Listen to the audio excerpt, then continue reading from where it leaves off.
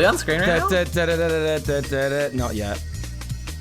Not yet. We're just on the first bit, but we can be if you want. Now we are.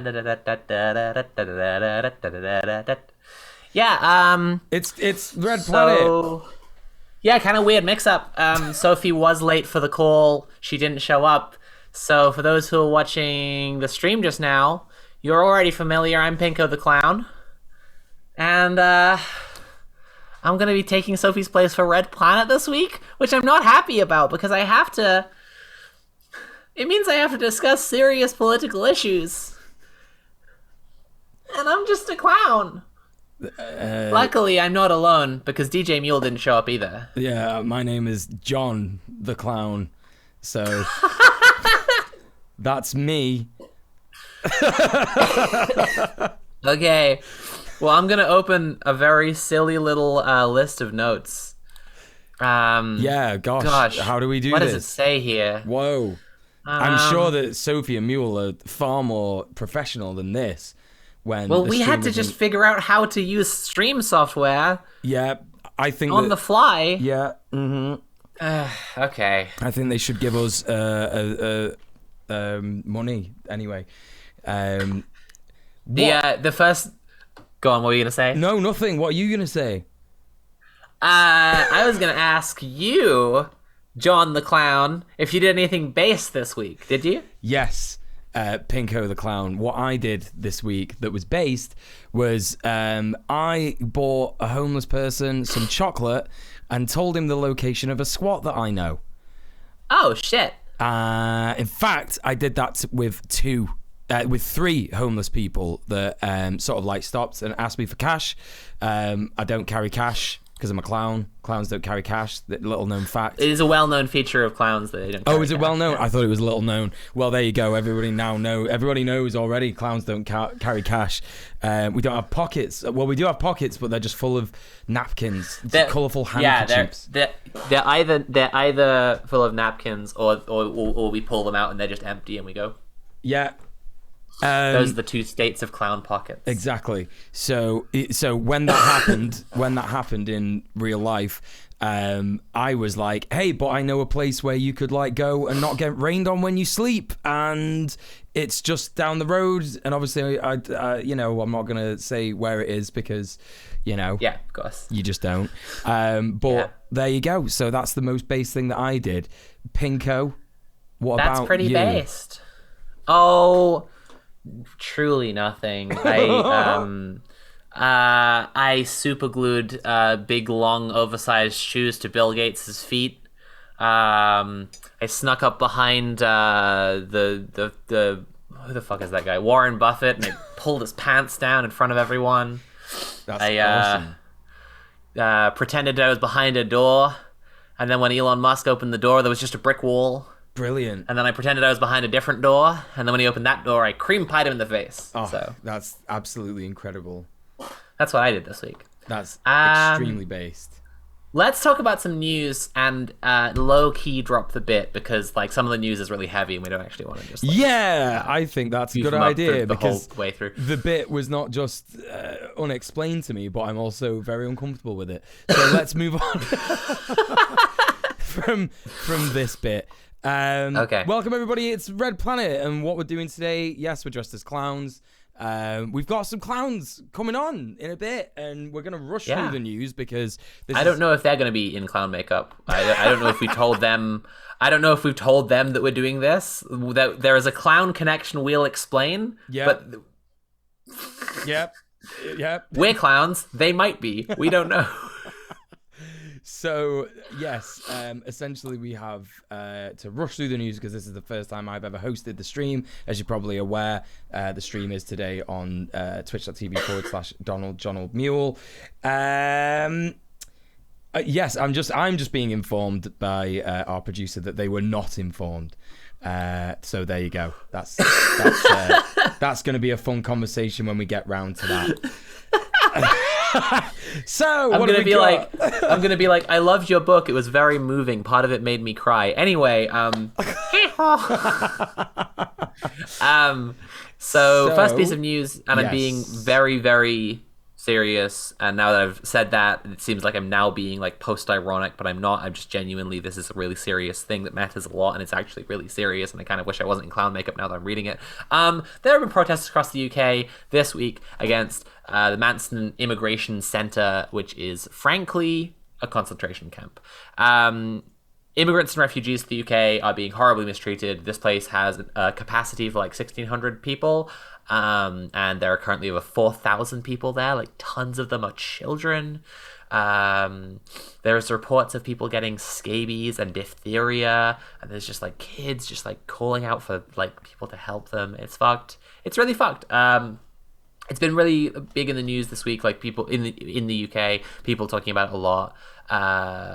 Keir Starmer, leader of the Labour Party, said that the camp was like out of control, rather than, you know, pointing out the obvious nature of it, that like it shouldn't exist, and it's like we should just be welcoming immigrants into the country and refugees and asylum seekers and helping them to like join in with society. And instead he's like, this is out of control, which implies that he would like to control it more, which is just a troubling sentiment. There were protests at the camp today. Dozens of protesters showed up and demanded for its closure. And there were also protests across the country, including one in Manchester, near you, Muel. That's right. Outside the offices of a firm linked to the Manston Immigration Centre. Also, Novara Media, if anyone wants the link, Novara Media wrote an article about efforts to help the detainees and stop the camp, basically, with SOAS detainee support. SOAS is an interesting thing. Basically, SOAS is a university in London that's very, very progressive. The whole campus smells of weed. It's a bunch of commie pinko stinkos, but the acronym stands for the School of Oriental and African Studies. Yeah, you've told me about this one before when I came down to meet you. Yeah. Which is like, it's like, because it's like social sciences, so like in the studying of it, they kind of became more progressive people, I guess, through successive generations. But like, yeah, it's a weird vibe. Anyway, SOAS Detainee Support is an organization that's come from the student body of SOAS, and they, Novara Media talked to them in this article about the Manston Immigration Centre. Worth a read. Muel, you want to tell me about some news? I will. The next bit of news that we have is a bit of positive news, which is nice. We, in the UK, had a massive People's Assembly March on Saturday, 5th of November. Obviously, there's a reason it was on the 5th of November. If you don't know about the 5th of November, why that's prominent in the UK. I forgot. We have a thing called Bonfire Night. And Bonfire Night is also known as Guy Fawkes Night. And Guy Fawkes was a guy that tried to blow up Parliament. He was a hacker. He was that's right, a hacker, and that's He was actually 4chan. The face is, yes, in the 4chan memes. There was a comic book about him too. That's Guy Fawkes. Yeah, that's right. Called The Boys. And I think, I don't know, I might be wrong. I don't know anything about comic books. Tell me about this demonstration. The demonstration was basically incredible. Linked to the Enough is Enough campaign that we've spoken about previously on the stream. I don't know if this link is relevant to the conversation, so I'm just going to go back to this, which isn't even I can't even watch this video. Anyway, let's just go back to this scene. It's linked to Enough is Enough. Enough is Enough, basically attempting to be a large coalition of unions, trade unions, direct action groups in the UK, sort of like a council of councils. It's like a similar sort of idea as something that's happened in the past. So yeah, workers' councils. Yeah. That's right. Well, I don't know any other words for that, so we'll just have to carry on. I have no idea what that means. So anyway, so that is relevant. Sorry, that piece of news is relevant to the actual conversation, because the London Underground is on strike at the moment. This is just basically this news piece that we're doing right now is just basically about how loads of people in the UK are protesting at the minute. At the specific one that we're talking about, the People's Assembly, it was like a huge coalition of Enough is Enough, trade unions, other unions. I think London Renters Union was there. Loads of like left-wing progressive movements were part of it. And it was just basically tens of thousands of people marching to sort of like call for a general election. Of course, we at Red Planet know that general elections, bit of a farce, especially when you've got someone like Keir Starmer as the main opposition. But it's like we're supposed to choose between Rishi Sunak and Keir Starmer. Right. Now that's a funny joke, boys and girls.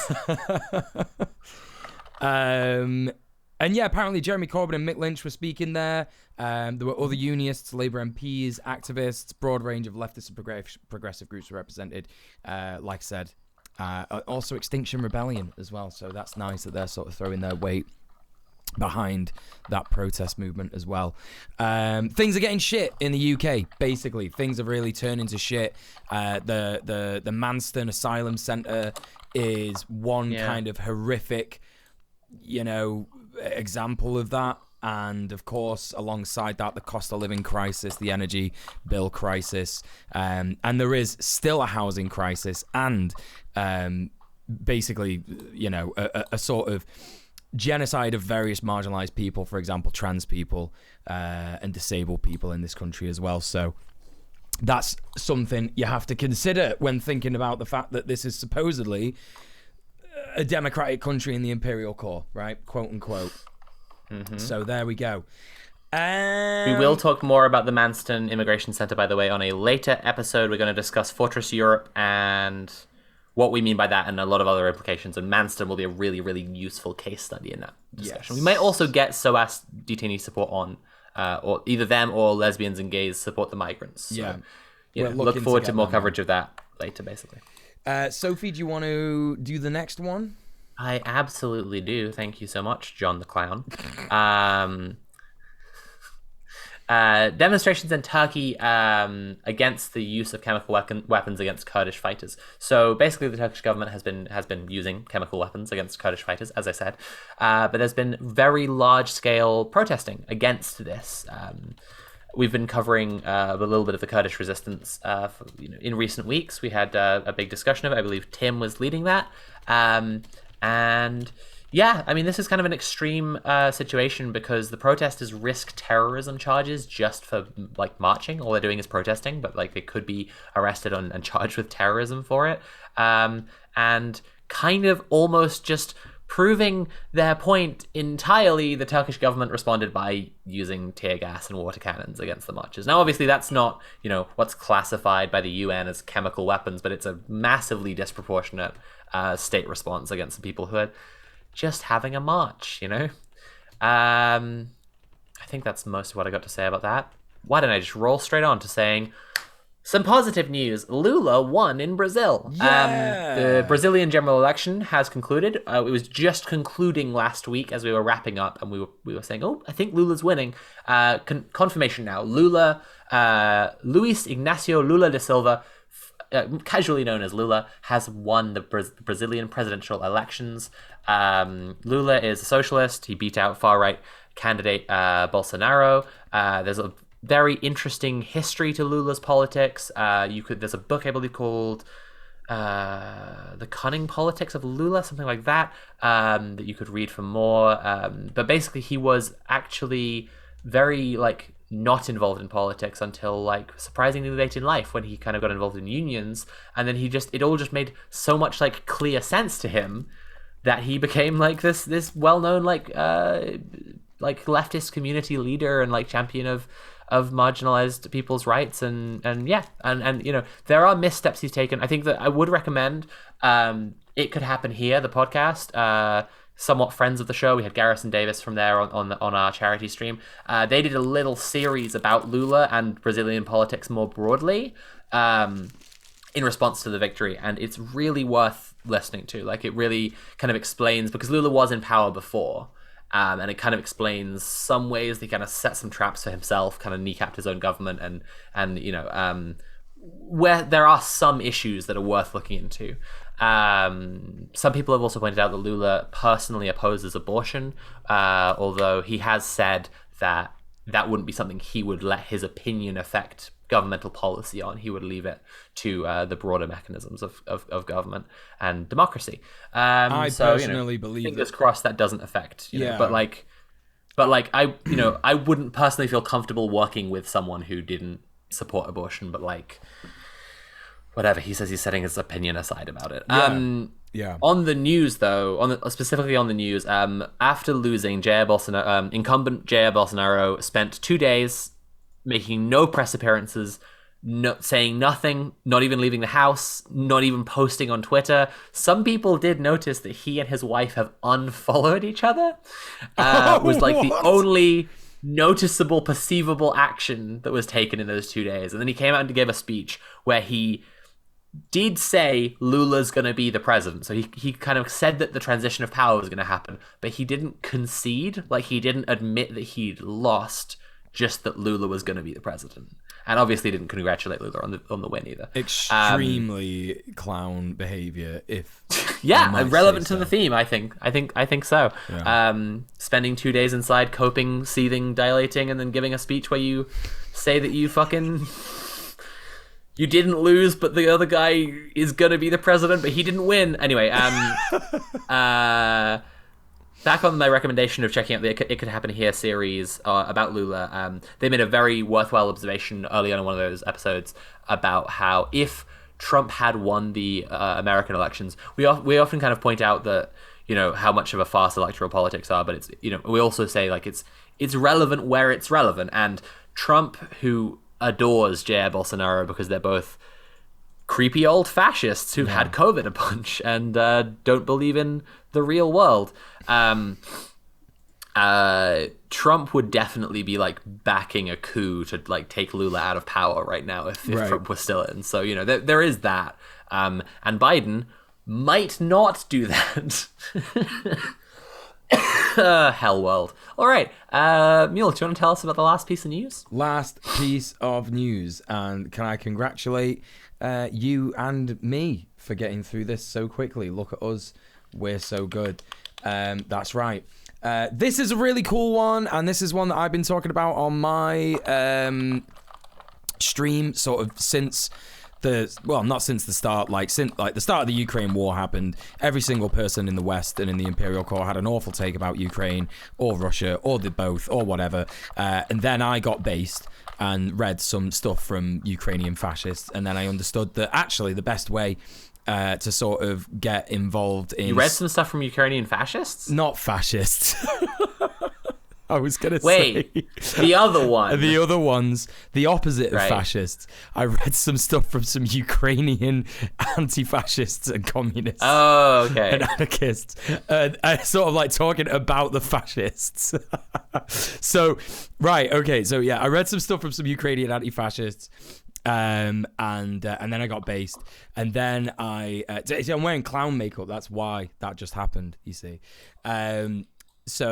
And then what I realized was, in sort of like thinking, when we spoke to Arda from Queer Care, this kind of like became very apparent to me. The best way to get involved with stopping imperialism is actually that if you are in a country that's doing imperialism, you sabotage its ability to do said imperialism. For example, like shut down Elbit from Palestine Action and you know, organizations like that. Yeah.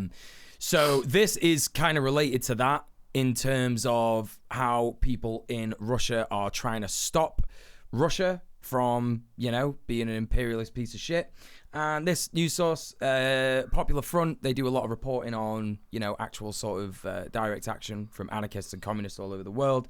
Russian anarchists have been sabotaging rail lines that take supplies to the Russian forces in Ukraine. And here's the thing, they've actually been doing this for a while.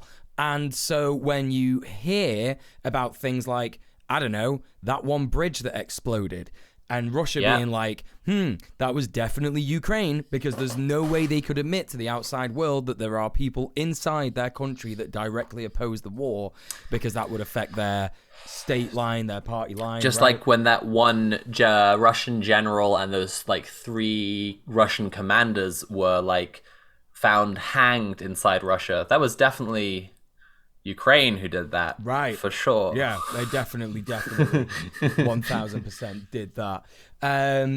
Yeah, and it's, basically this one video that you're seeing on your screen right now from Twitter is basically them. They're called the Anarcho-Communist Combat Organization. What a based name. They claim is more sabotage. They're saying that they are, they're claiming that they've firebombed these particular supply lines, leading. There were some anarchists a little while ago who were just, I think, ripping up rail lines, like just taking, basically stealing the railway. Yeah. To sabotage it. Yeah, which is just so fucking based, honestly. But yeah, that's that basically. And what else can I say about the news other than it's done? And what? I'm doing very well. Well, I mean, I'm proud of our speed as well, but we have also had a message from Conrad to pad for time. So I'm going to say, it sure is interesting how Russia's using classic push logistics here for their invasion. It's traditional in a military invasion for them to. Maybe I'll just slow down how I'm speaking and speak really slowly, and that could pad out the remaining 10 minutes. If I say that a supply line has to carry supplies to the front and sabotage of the line is one of the most effective ways to stop the invasion. But good job, course, Russian anarchists. On Red Planet, we do not advocate the breaking of laws. The law is the arbiter of all morality. I love that before you even took a turn doing the slow-mo voice, Conrad had messaged and said the bit's gone on long. Which is funny because that implies that bit has a correct length. True, absolutely. How long should a slow-mo voice go on for? Yeah, absolutely. I will say, not just padding for time, but this has reminded me of something. Or am I padding for time? Who knows? I did see in Germany, I could probably drop a link for this if you want. In Germany, there was an arson attack on, I think, a police van a little while ago, and anarchists have also claimed, in the same way that this is footage that's claiming we've done this stuff and is claiming responsibility for a targeted attack. These German anarchists claimed responsibility for this attack on, what is it? It is some kind of van, but I don't know that it's a police van. Actually, now I'm looking at it. Anyway, they say it's in solidarity with a hunger strike that's happening in Italy because the Italian government are just increasingly wildly fascist, and they've been particularly persecuting anarchists. Technical Services, named after a young leftist militant of the Armed Proletarian Cells, NAP, who was ambushed and shot dead by Italian police in the 70s. Not seen NAP spoken about during attacks outside the ultra-extreme militant groups like CCF or FIA. Interesting. Oh, here we go, right. GA Tech said to have contracts with prisons. So it was, in fact...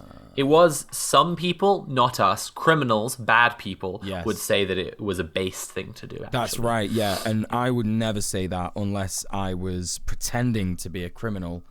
I might say that as a funny joke since I'm a clown. Right. Check this out. This is a very funny joke I can do.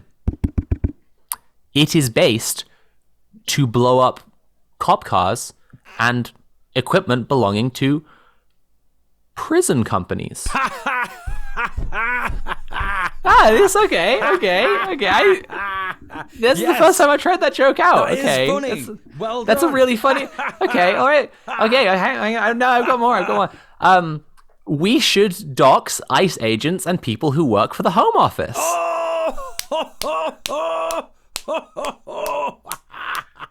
They, by doing the work of fascists, lose the right to privacy. That's a good one. Pinko. Fascists' wages for fascist work. That's, yes. There we go.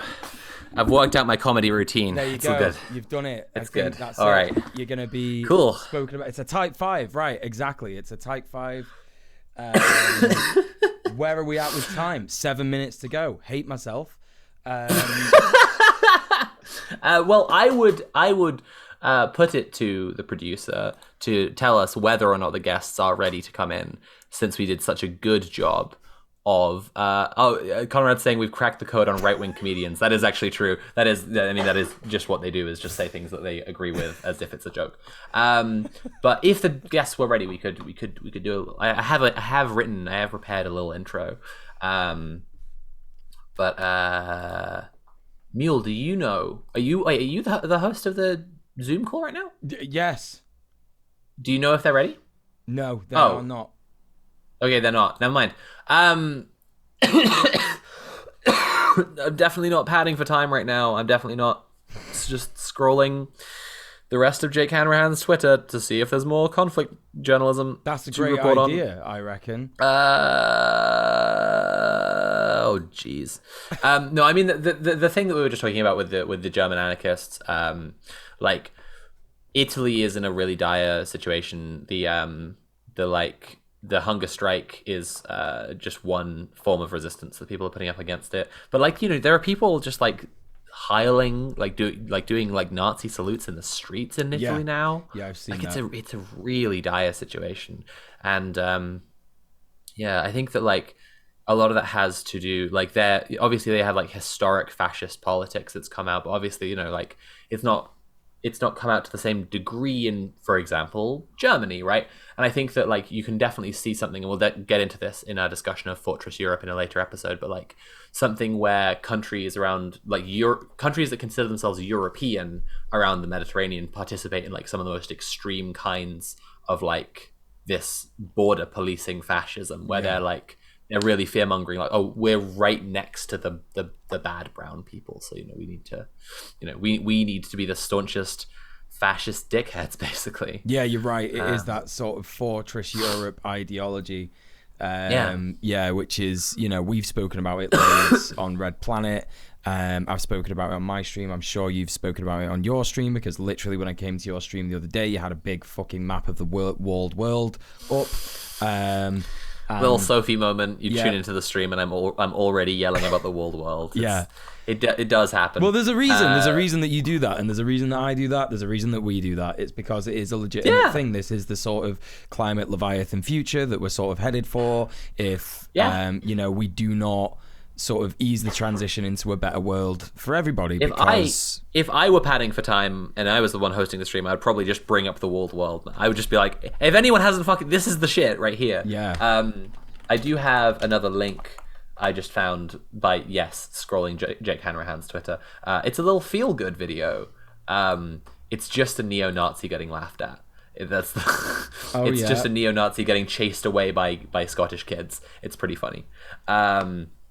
This dude in a Black Sun t-shirt has showed up by a school trying to recruit kids. Normal behavior, and then they just chased him off. It's very funny. Let's take a look at that. Let's have a little real quick look at that. Hang on a second. What is this? Yes, we have our guests ready to come in. This video looks like it's going on for a little long, so let's just skip to the funny bit where the kids chase him off. And there you go. See you later, pal. I'm so good at padding for time. That's the end of that. We're experts. We're professional streamers. We are professional streamers. We are now going to bring in our wonderful guests. Okay, I will read a little intro for them then. Yeah. So, boys and girls, listen. There are lots of ways to fight for a better world. Some people protest, some people raise awareness through social media by dressing up as clowns. for your entertainment. Some people organize, some people directly sabotage the systems that are hurting us, some people occupy land that capitalists want to devastate and destroy. And with so many beautiful and complex ways to resist, our guests today are here to tell us about the importance of imagination in collective struggles. Issa and Jay from the Laboratory of Insurrectionary Imagination have been involved in a huge range of organizing and direct action, and are the authors of We Are Nature Defending Itself, a book about their defense of the French marshes and farmlands that the government wanted to turn into another airport terminal. So, welcome to Issa and Jay. Can you hear us all right? Hello, hello? Oh, there we go. Yeah, we got you. Hello! Hey, how's it coming through my going? headphones. There we go. Hi. It is a pleasure to have you on. Why don't you start by introducing yourself and telling us a little bit about, is this how I say it?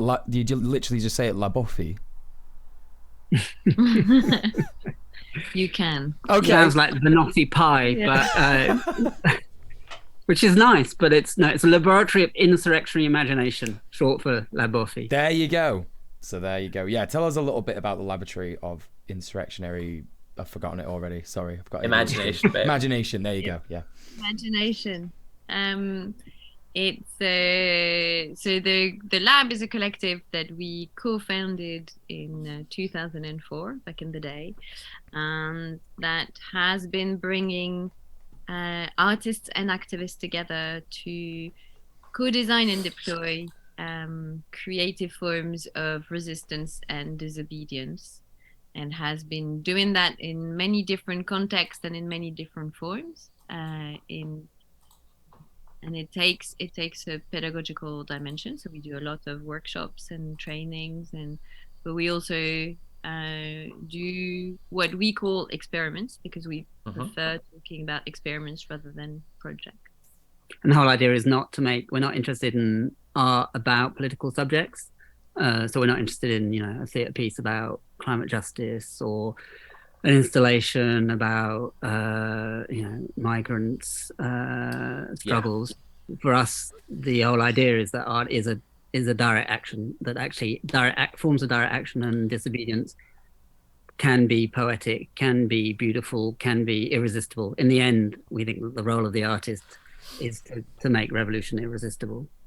Yeah, you put in your book a quite striking bit in part one that I thought was really good, where you were talking about like different artists who are kind of saying that they like care and are making their art to do with political causes, but like they're just making more like art that gets sold to a private collector for millions of dollars or whatever, and it's not actually like, where's the actual impact, right? Like whereas go on, sorry.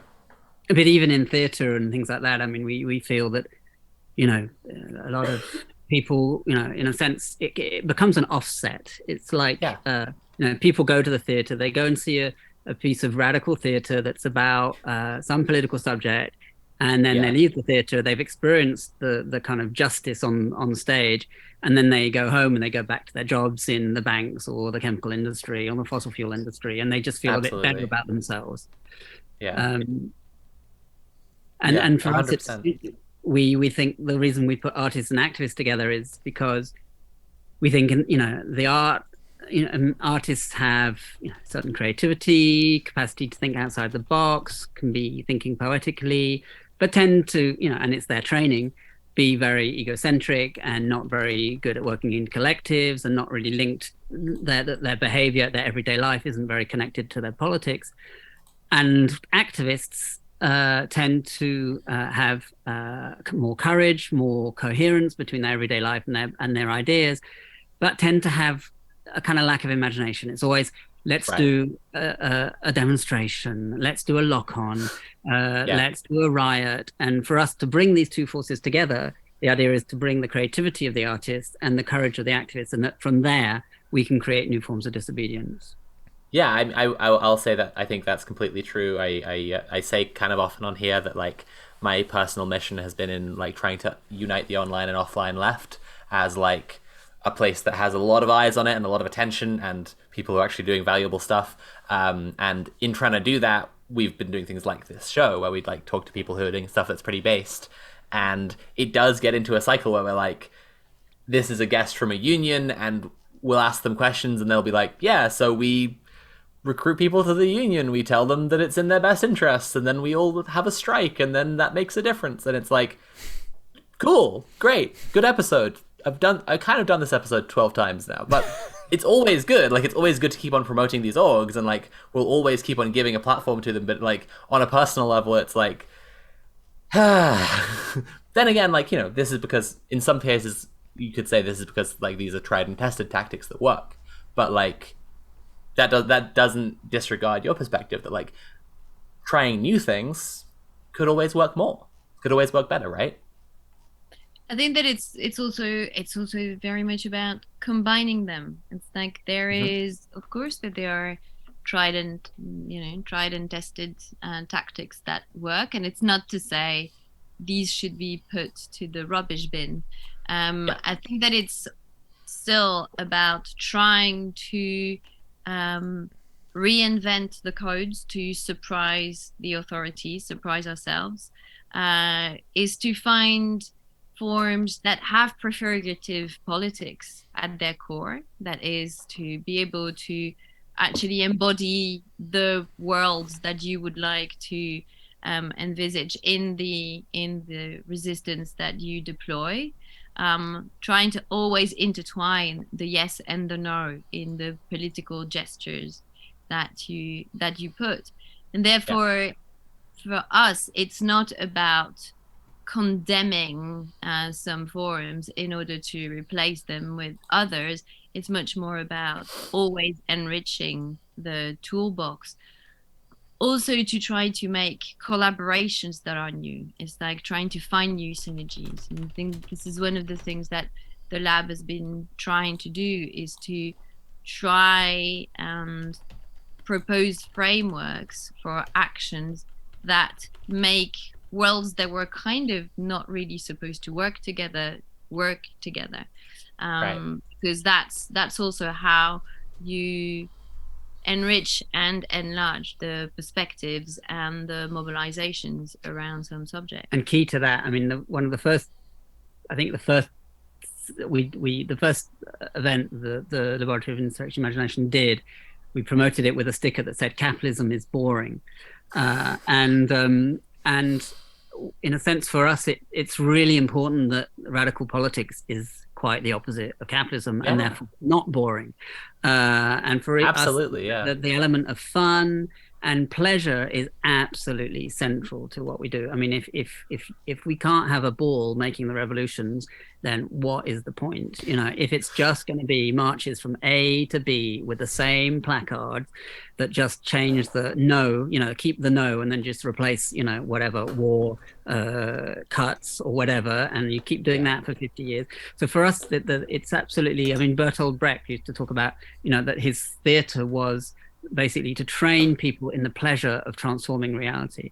And so we've done, I mean, an example of an action. We're always linked to social movements. So we're not the kind of artists who kind of, you know, we're there as organizers and as artists. So we're not the kind of artists who kind of come into a social movement for like one day, show their little thing and then come out. For us, we're always engaged, totally involved in the movements. And an example of a kind of fun kind of thing would be like we were often involved in the climate camp movement in the early 2000s, and there was a climate camp against a coal-fired power station, for example. And for that action, what we organized was, so the idea was to stop the power station using air, sea, and land, and we took the sea bit. And the idea there was we basically did a kind of like a treasure map. We made the treasure map. We got groups in affinity groups together. We gave each group a treasure map. On the treasure map, it showed where there were boats that we'd buried in the forest. So we'd buried these big inflatable dinghies for like 7 people, and there were affinity groups of about 7 to 8 people. The boats were buried in the forest with a bottle of rum. The groups got their treasure map. They then went into the forest, found their boats, stayed the night in the forest, and then on the signal the next morning went out onto the river. And we got 150 people onto the river, and one of the boats stopped the power station. And it's that adding the adventure, and we think revolutions can be so adventurous, and adventure is addictive. So it's also about bringing that fun, that pleasure, that adventure. It's super important for us. I think That's fantastic. That's such a, like, just the whole premise of what you do is so awesome to me personally, because this is something that I always say, in that, like, I would love a world where we are sort of post-capitalism, where I don't have to talk about all the shit that's going on in the world. I don't have to do activism. I just get to, like, do art and chill out and, like, make music and stuff. And that's kind of what everybody should be thinking, innit? Like, we should be thinking about where we want to be in a post-capitalist world. So if we are anti-capitalist, why are we not incorporating our protest in what we think is a post-capitalist world? And that's really inspiring. I love that. I think that's great. Yeah, I really like the capitalism is boring slogan, especially. Like, I think that so many people will just relate to that as soon as they see it, but then they're also like, if they're seeing a protest that is fun, or a direct action that is fun, they'll see, like you said, it's adventure, and then they'll be like, there's nowhere under capitalism I feel like I can just have an adventure. But fighting capitalism can be an adventure, and then that's a very, very appealing idea. I really like that.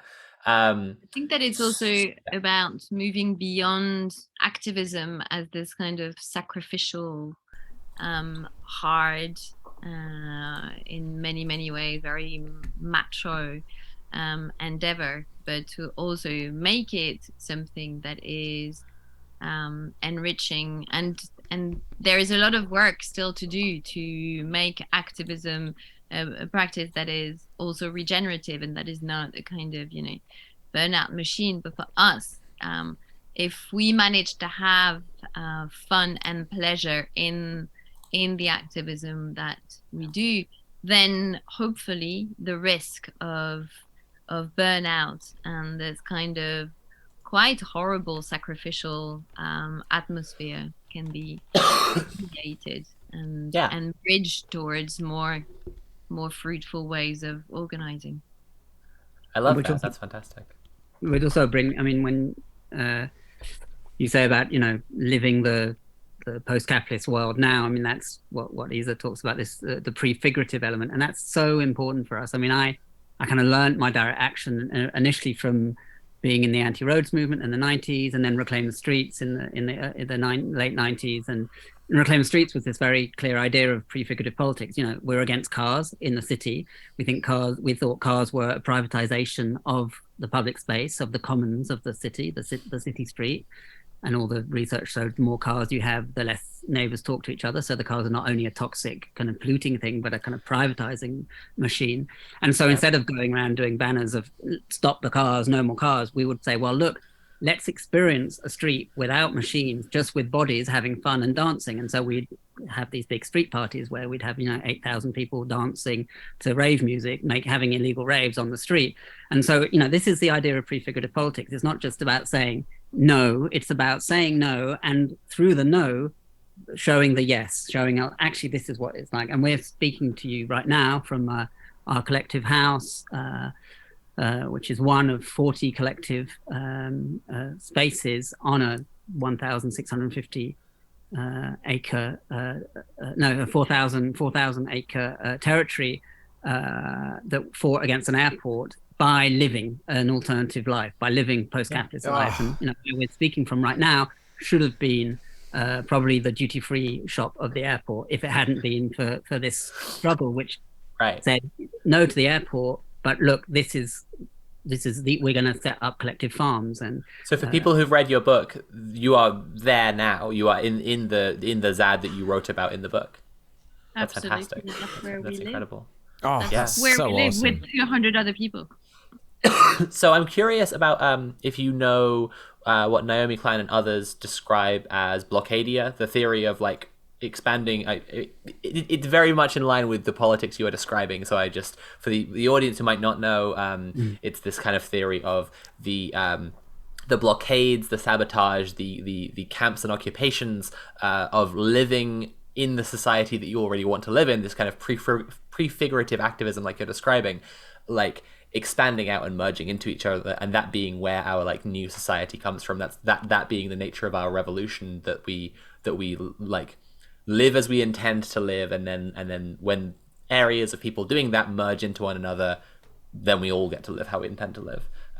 You've been nodding along, so I assume that you kind of already were familiar with this as the like as named. Yeah, and it's not just a successful political strategy. I think it's also really important for mental health. Actually, I think a lot of people, we had this, and this is why we left London and left our jobs and came to live here eventually. But that when you can go and protest, you go and do your direct actions, and it's very much an events thing, and then you come back home and you're back in your jobs and you're back in the process of reconstructing capitalism or nourishing capitalism. And actually it feels shit in your head, because you're an anti-capitalist at the weekends, and then all week you're a capitalist because you're nourishing the capitalist machine. So it's also a way, I think, Blockadia and this idea of prefigurative space is also a way of trying to not just be coherent with your politics and your way of life, but also just good for your mental health, because you experience the thing you dream of. And it's not to say that we found this kind of purity and this space where we're totally outside capitalism. I think that it's virtually impossible, but at least by building these spaces and participating in it and living on the land, like here in our case is that we live on the land that literally was protected and saved from an international airport project, and building the commons by doing it and still doing that, is that you have so much more a sense of strength and commonality, which I think is very often what living in cities and metropolis breaks, is that is the sense of actually building things collectively, even when you are involved in very strong social movements. That the everyday is a kind of machine of fragmentation and itemization, and I think that this is like finding spaces where that can be where the atomization can be broken and the collective can be rebuilt, is really something that makes a big difference for all the reasons that Jay just described. So you're saying about a sense of collectiveness, but that's not just with the other people who are kind of in the occupied zone that's with everyone around. Because something that really struck me in the book was when you said about local people donating like dry clothes and food and stuff to the ZAD. Maybe we should talk some more about the book probably, and everything that you've done on the ZAD. But that in particular was really interesting to me, because my girlfriend studied a lot of like military theory and history, and so she described push logistics and pull logistics to me recently, and I've been seeing a lot of stuff through that lens now. Like push logistics is like invaders need to have a supply line to get stuff to their guys to do the invasion. Pull logistics is that like you're already in a place, you already know all the people in the place, and so you can be like, hey, do you have a bunch of first aid kits? Do you have some clothes? Do you have some food? Do you have some water? And then like people around can organize to like bring the stuff in, almost like a route system, right? And you very much lay down routes, and so you were able to rely on those pull logistics. When you were resisting the police for all that time, like you had that connection to the local community, right? Yeah, because it seems to us that one of the things that you need to have for this kind of strategy to work, and for in my view, for any kind of direct action to work in a way that is really long lasting, is a culture of resistance, which is that you basically value and nourish all the ways that people can take part in the resistance, and in the resistance we mean the no and the yes. It's like, and for us that's really about saying, well, yes, we need the front line, whatever the front line looks like, we need that, but the front lines never ever can be strong if they don't have a whole network of support. Is that if you don't have people who cook the food, who care for the elderly and the kids, if you don't have the medics, if you don't have the legal teams, Yes. if you don't have the people that actually bring everything that you need, and not in small measures, the support, the moral support, and that also means the culture and the poetry and the songs. It's like, if you don't have that really strong culture of resistance, then very quickly your movement becomes brittle and isolated. And so Yeah. it's not, it is very much about the logistics, but it's also very much about a whole culture. And it seems that, when you look at history, all the movements that showed genuine strength and genuine lasting power were all movements that had that kind of culture of resistance, that had people that would provide the safe houses, that would provide the food, that and that is, you can look at history even hundreds of years back. And I think that this is something that we really need to always try to build. It's like, and it's very different in my view from the kind of old school convergence of struggles. It's like, it's not the same thing. It's really like sharing the culture and offering spaces for people to be able to think, well, what is it that I can bring? Like, where are my skills? Where are my capacities? It's like, and even if it's small, it's like there is space for me to actually bring it. It's like, so when we went through evictions here, which were periods that were really, really hard and really violent, with like a lot of police presence and a lot of police violence, is that some local people find a way to get involved by just bringing food, or just by bringing, like coming to get the clothes, wash them, bring it back.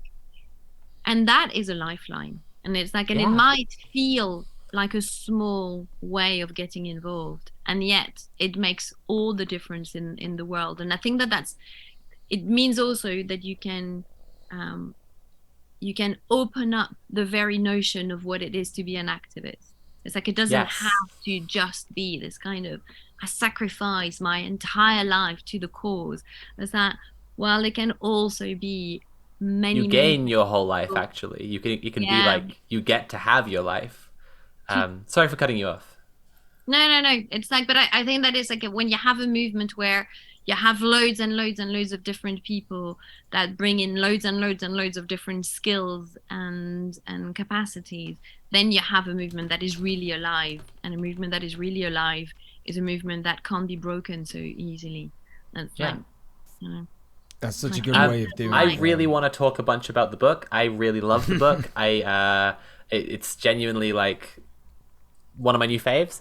Thank you. However, I think I need to try and maneuver the order of the interview a little bit. So, I really want to talk about the book. I want to talk about the ZAD. I want to talk about Radio Klaxon a little bit. I want to talk about a bunch of stuff. There was a really good bit in it as well that really moved me. I want to talk about all of this.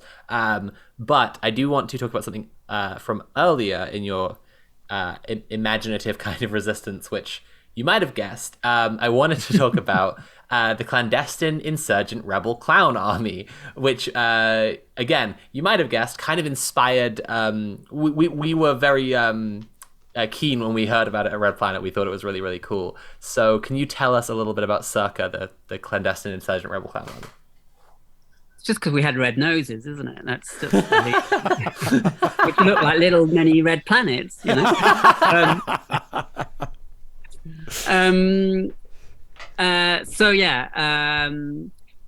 came out of, like many things, it emerged out of a crisis. It emerged out of, in a way, the end of the alter globalization movement.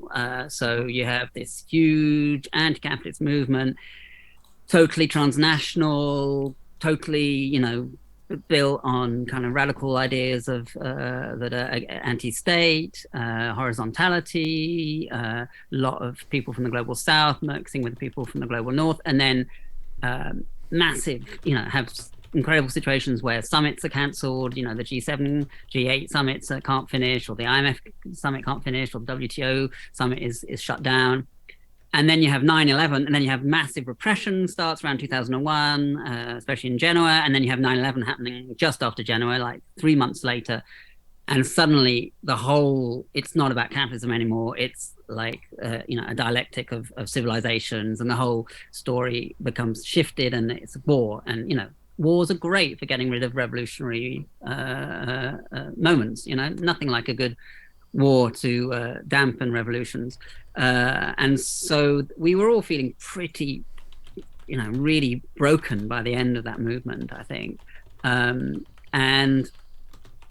I was increasingly seeing how a lot of activists were becoming burnt out and building activist armor around themselves, and basically were stopping feeling. I think that activism comes because you feel an injustice, you feel something deeply, then you build, and then you act according to your feelings. But what I saw is a lot of activists starting like that and then slowly building up this armor around themselves, and therefore not being good in working in groups and so on. So developed this idea called the Clandestine Insurgent Rebel Clown Army, which was the idea of merging clowning, because clowning opens people, like it's a psychological practice, deep psychological practice, where people are open. They open their hearts, they open their entire bodies.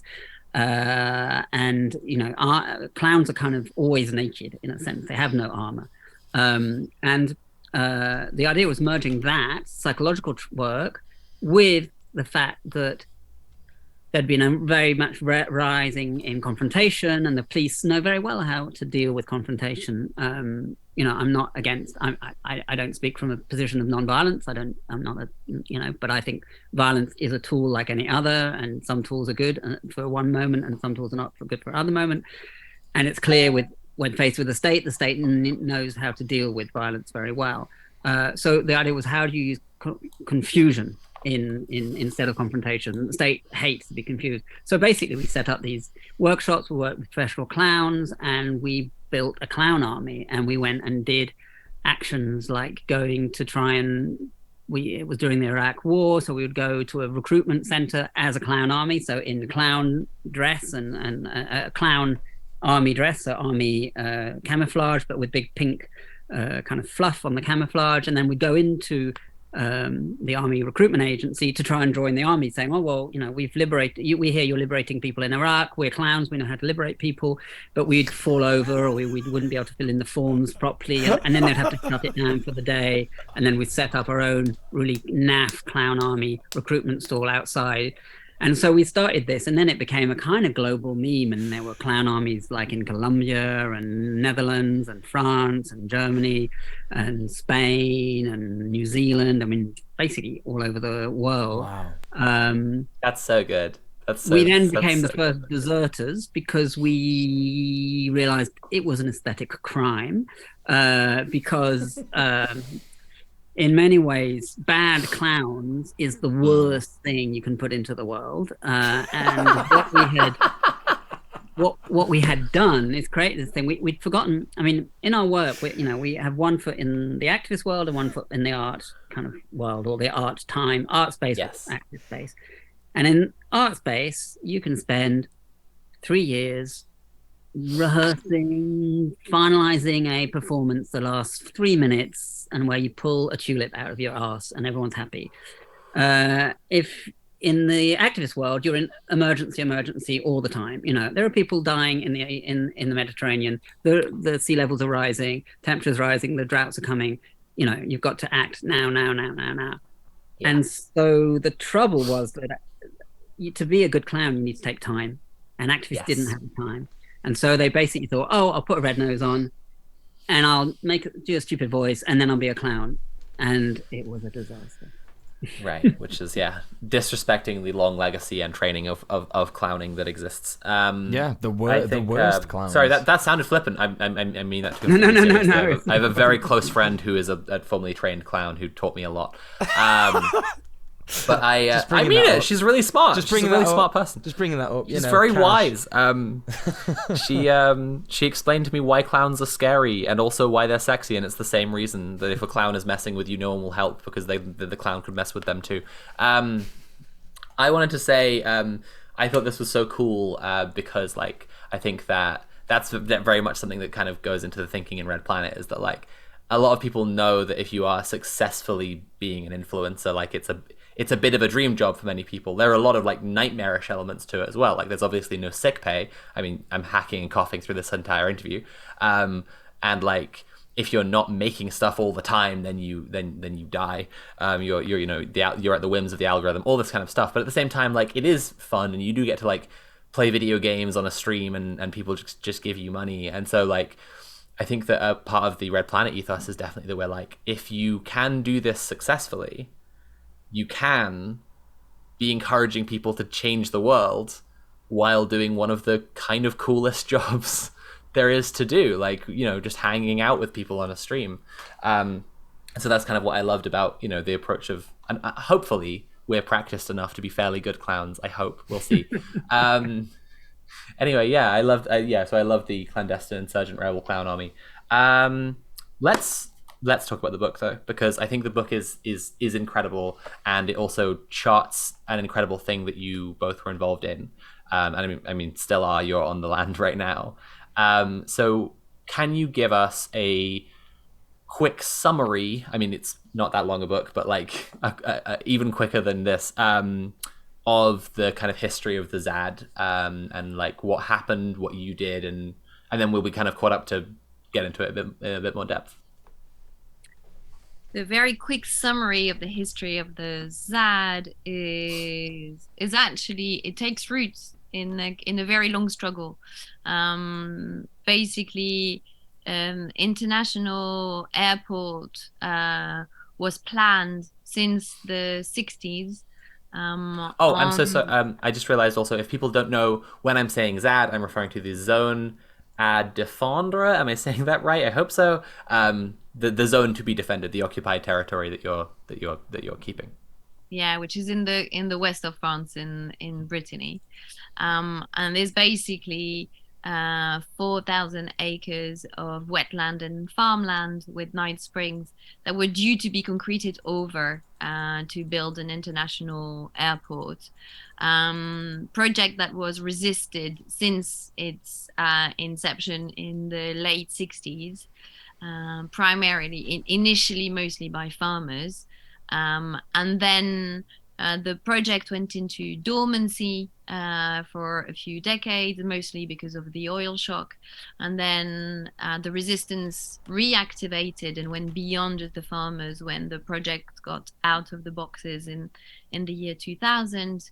And in 2008, some people who were living on the zone, so what we call in the jargon of the struggles, the historical resistors, wrote an open letter because they realized that basically the state was buying farms and land to be able to make way for the airport, and they realized that actually it was gutting out the territory, and wrote this beautiful open letter saying, to defend the territory, you need to inhabit it, and therefore inviting people to come and squat land and farms to be able to resist it by being there, by occupying it.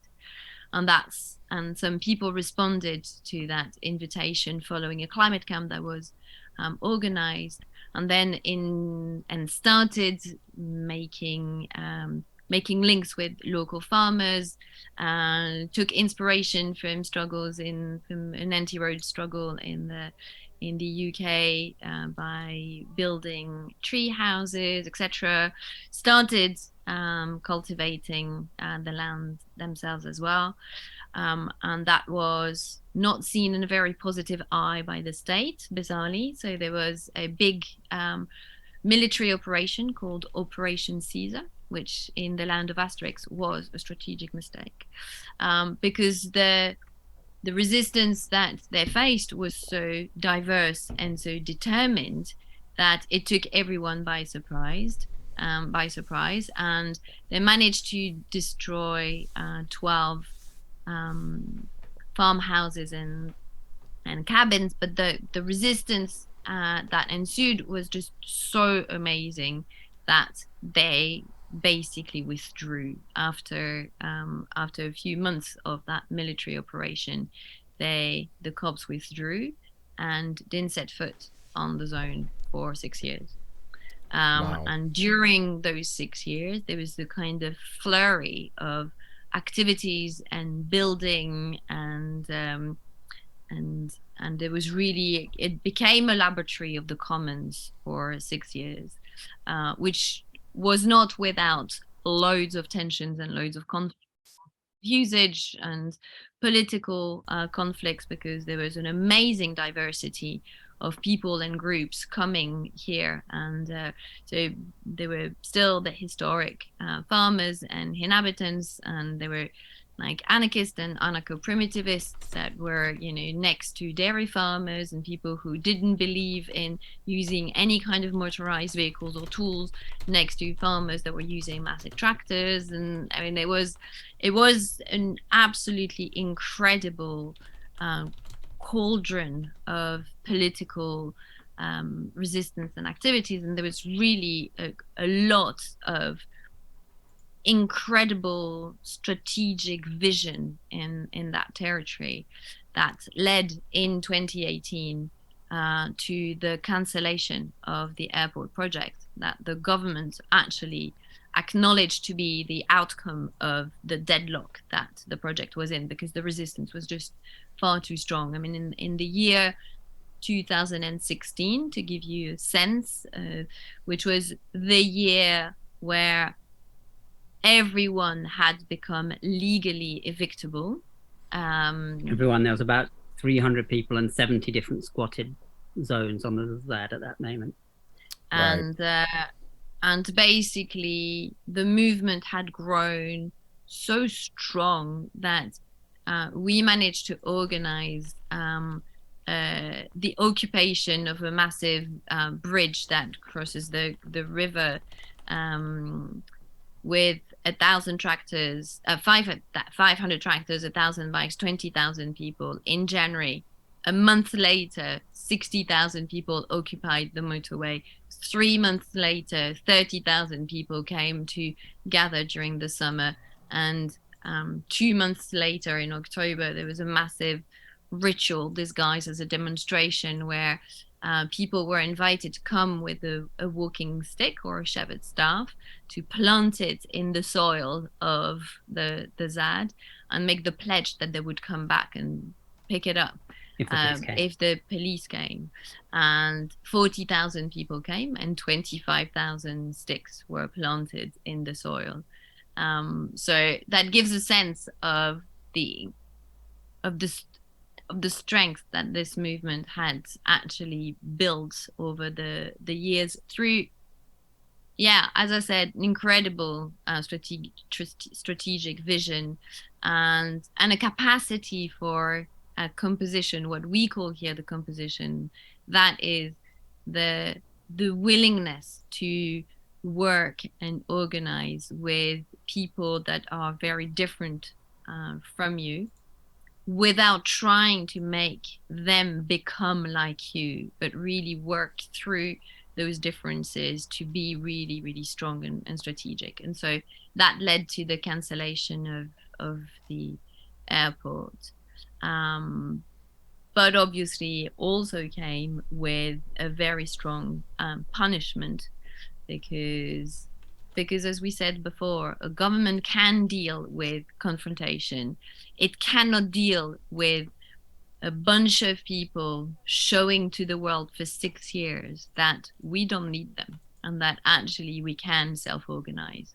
And that kind of insolence has to be punished, also because it was really important to say to the country, they have won, you will not, and that this is, and so there was the prime minister, when he announced the cancellation of the airport, in the same breath said, and all those that are not legal will have to go or be evicted by spring. By the spring. And so we tried to and that basically meant all those who had come on the invitation of the local residents 8 years before.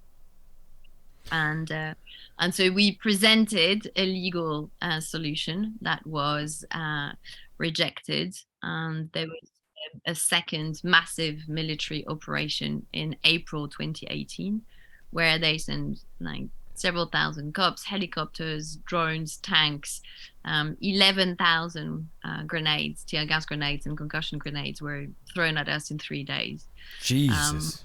Like a third of the ZAD was razed, so like a good 3/4 of the cabins were razed,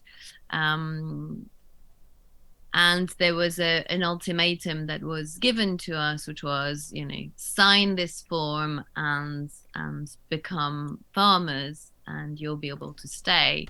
And these forms were individualized, because one of the things that came very clearly through that operation was also for them to say, you will not carry on with your collective endeavor. Is that from now on you will be considered and only treated as individuals. And this is exactly what we've been fighting ever since. And so the response to that form was to actually hack it and to show what the commons are like, and to say, actually, this is a territory where you don't have individuals with their individual projects. Instead, you have people that work together, and so all the activities are intertwined. And this is the basis of what we've been doing for the last 5 years, is to try to root that way of doing and still negotiate with the authorities for them to acknowledge that period has been, the ultimatum that they gave also gave rise to really, really profound conflicts. And I think that these are wounds that don't heal very easily. And I think that this is also something that needs to be acknowledged, is that there are the wounds that a police operation can inflict, but also what the manipulation of internal fights can create. And so this is also what we have been trying to do, is to heal from these very deep wounds and still build the commons. But it's still like 200 people living here, making decisions together through monthly assemblies, and still fighting the fight in another form. I think I've got a video on screen here of it, and it's saying that they launched all these grenades. Sorry if I missed this when you were saying. I was just trying to find some video footage if I missed you saying it. But they left after 2 hours, like after this initial assault, or is this a different 3 thing? days? Oh, after 3 days, right? So I don't think that this is the actual. And they didn't really leave. They said they would leave, but they didn't. Right. Okay. Yeah. I just wanted to make sure I was getting the right content. It was a ceasefire, and then what happened is the 63 of the 70 collectives said they would hack the form and sign it. 7 collectives said they refused, and they were like, "We're squatters. We're never going to legalize. Right. We'd rather die. We'd rather lose than be legal." And then they came back like several weeks later with the drones and the tanks, and they destroyed the 7 houses of the 7 collectives who refused to sign. So it was really like, you sign, you legalize, or Yeah. Right. Right. So you were just talking then about where you're at now and the struggle that's going on now, and that, I think, to put simply, could be described as you're kind of fighting against the historic enclosures. You're trying to reestablish a sense of the commons, right? And I think that ties in really well with how you ended out the book, and some stuff you discussed towards the end of the book as well. The last section in the book is called "Fuck It," but not like fuck it. It's like fuck it, the conception of the like object that's it, right? Like there isn't an us and then people who get to be people and then it, right? Like a frog or a tree or whatever. It's I wish Kira was here for this. Honestly, she's a radical vegan and she would really appreciate a lot of this. But she you ended up the book with that, and you also talked a little bit towards the end of the book about needing to do some logging in the forest there, but you did it in a conservationist way. But there was a bit of an internal struggle because some people wanted to view the forest as like an untouchable, like should be completely left alone, and you instead wanted to like acknowledge your interaction with everything and the connection, the relationships between all things. And I think that I'd love to hear you kind of expand on your philosophy on that that position as you currently feel it. Really, like I think that was a really interesting place to leave out the book, and it sounds like it really interfaces with what you're doing now. Mm-hmm. I mean, I think what's really interesting is in this landscape, and then what we all learned here is that this landscape was actually it's called a bocage. It's like there's 200 kilometers of hedgerow, and it's like lots of tiny little fields, and that bocage was constructed by peasant agriculture for over 200 years. I mean, so it's not this landscape, wild landscape. And I think what we try and explain in the book is that actually there's a problem with the word nature. So it's why in the book it's like we are nature with inverted commas, defending itself, because for us one of the problems with, if we want to find ecological justice, one of the great problems is suggesting that nature is outside of ourselves, and this binary of culture nature is the binary that enables so many other forms of domination to exist. Even towards the end there, you say as well, like maybe nature itself is also like too distancing, and maybe it's like we're nature ourselves, like we are just one thing. Yeah, I mean that's inspired by Robin Wall Kimmerer, who says this idea that when we call things we forget that they're subjects.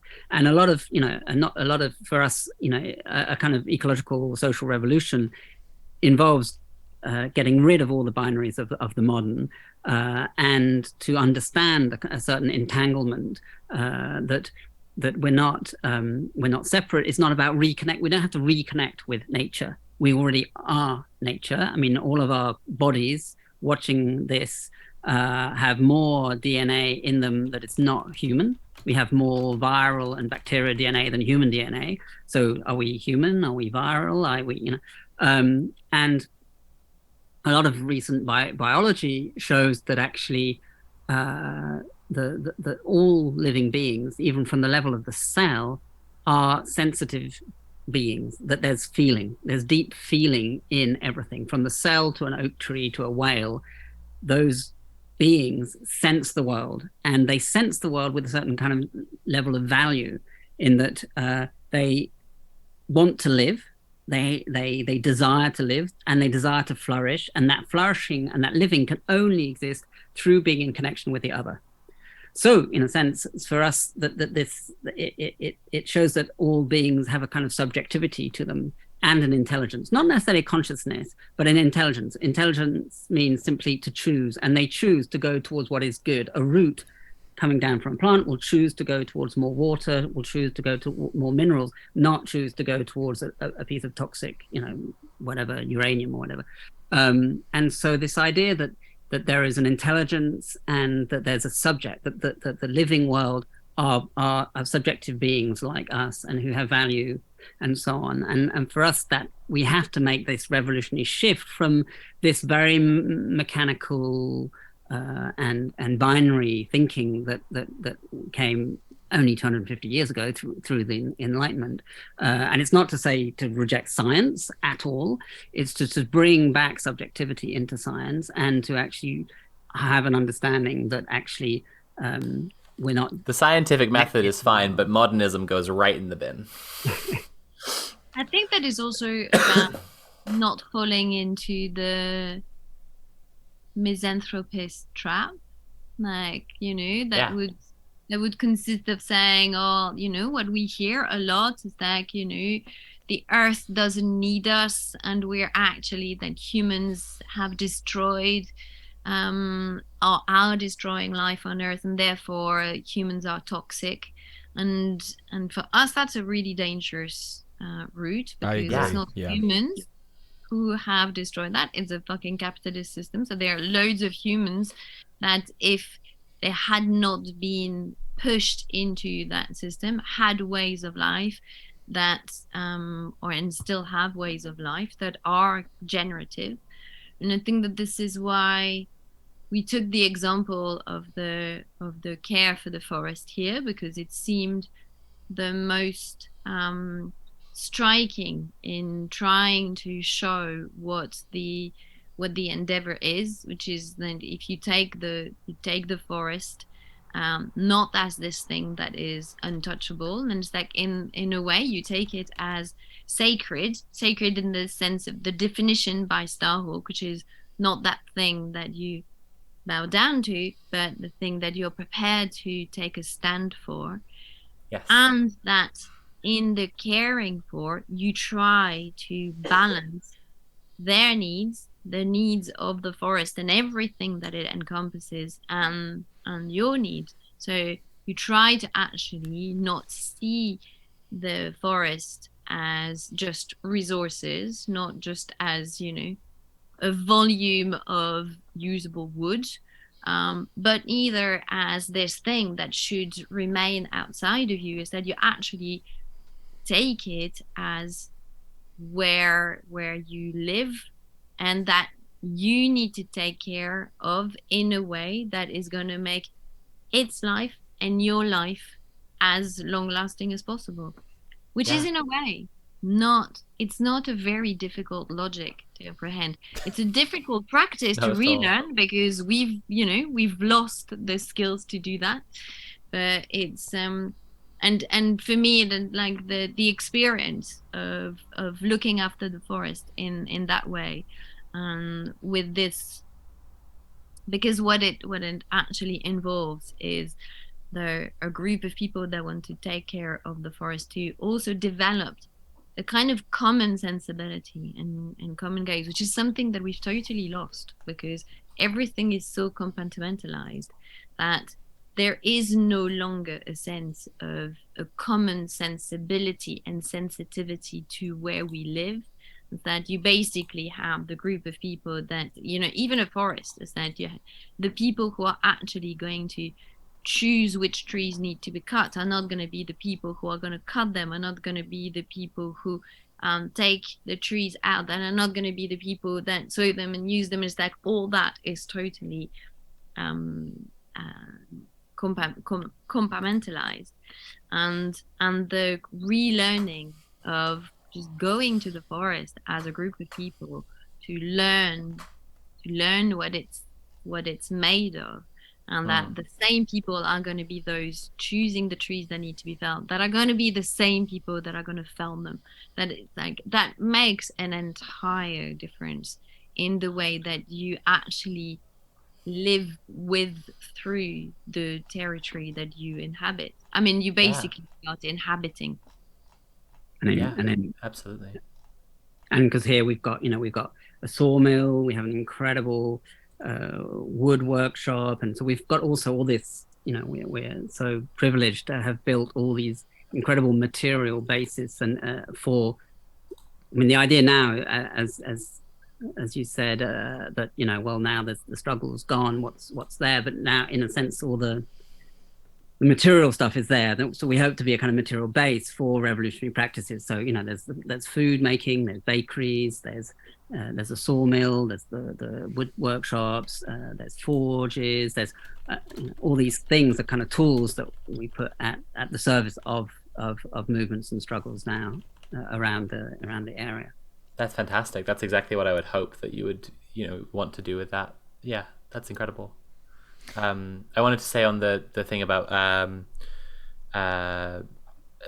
eliminating the distinctions that we've gotten from like Enlightenment thinking about I hate the term Enlightenment, about the distinction between us and nature, like something I'm writing at the moment relies quite heavily on like Timothy Morton's hyperobject philosophy, and the classic example that's always used in defining a hyperobject is climate change, right? Like you are ordering something online, and there's microplastics in your bloodstream, and you're using your laptop that contains heavy metals that were mined out of the earth, and you're ordering this thing, it's going to be shipped around and it's this object that completely evades immediate perception because it's like it's everything and it touches everything in this kind of insidious way. But like nature is very much the same thing, that like we are animals from this planet, and we've used resources from this planet to like, yes, like through the systems that we've organized ourselves into, like be very harmful in some ways, but also like everything that we've done is still ultimately still Earth. Like we are still one big closed system, save like the few like space missions that we've done. It's all in here, you know. We are all as much as you can say that the kind of example about climate change, it's also like a primate using a machine invented by primates to like access things, you know, on the planet that like, you know, whatever. I haven't thought through the kind of counterexample of nature, but I very much think that like where we find ourselves now is between kind of enormous monsters wrestling for like, well, one for killing everything on Earth and another for the survival of everything on Earth, in a way. To bring it back to the book, that story. I mean, when you say that, I was just at a conference recently where they're talking about the use of the fact that there's movements at the moment in France and quite a lot of countries of giving legal personhood to living systems, such as the classic example being in New Zealand, where the river, indigenous folk have actually gained the river as a living subject. And there was a parliamentarian from the EU saying, yes, well, you know, there's...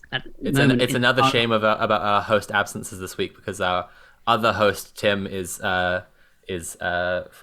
Maori and like would probably know some about this. He's very knowledgeable. But go on, sorry.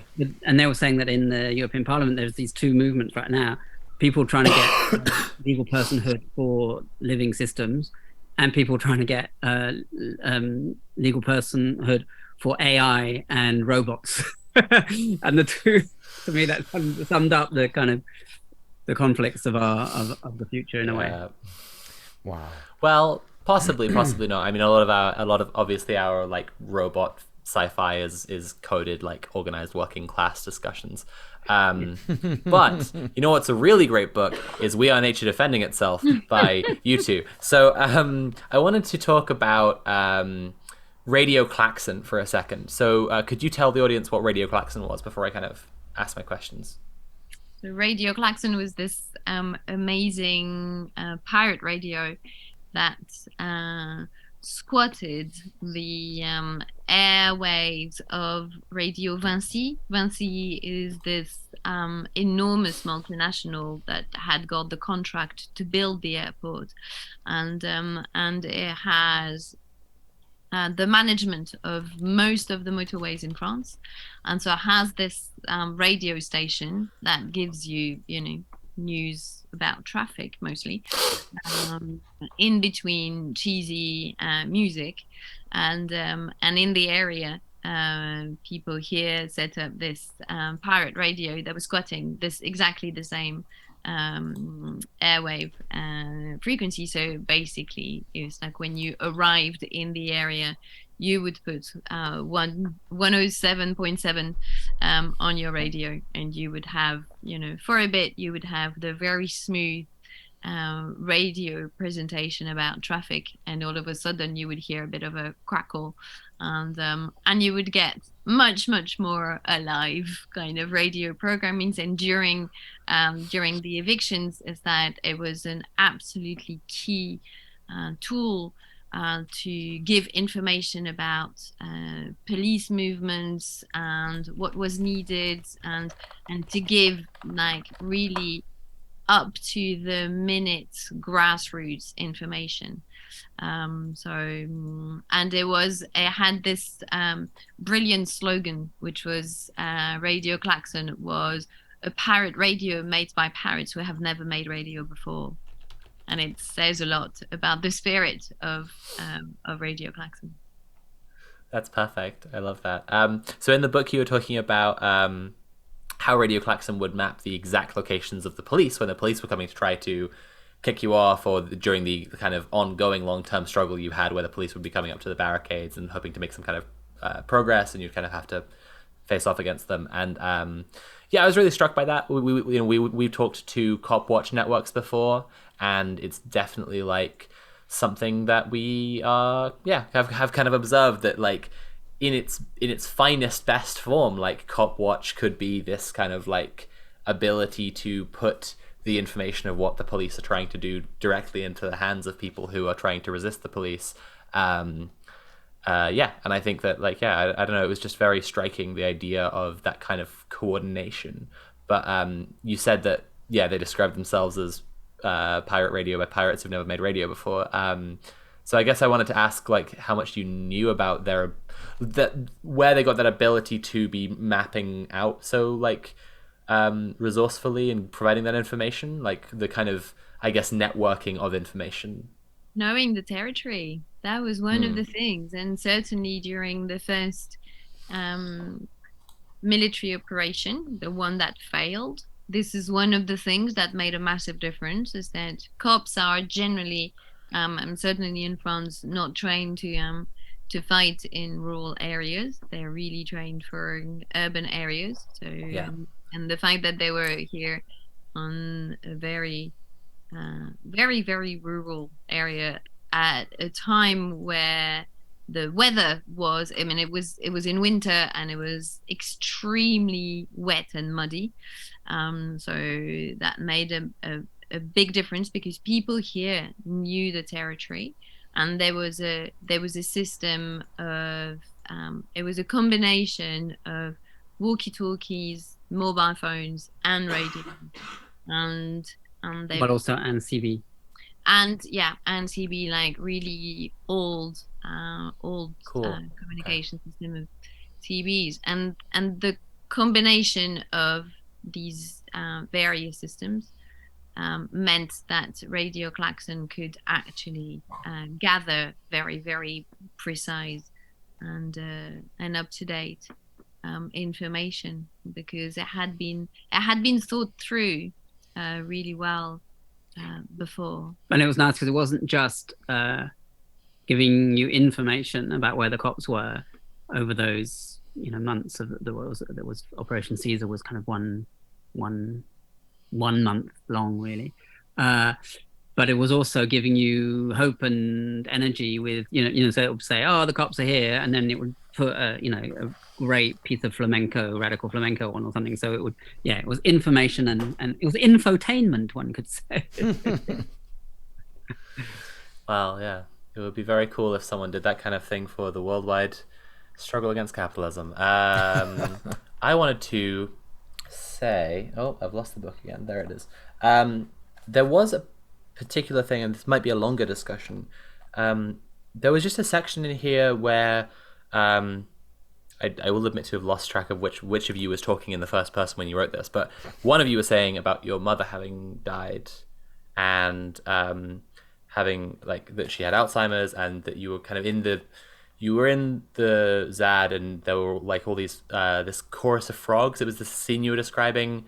I just found it very moving. My dad recently died of neurodegenerative illness, and you kind of spoke to me on that level. But like also you said that like you felt like the ZAD was in many ways a resistance to forgetting, and I just was really moved by that idea. And I was wondering if we could discuss that a bit.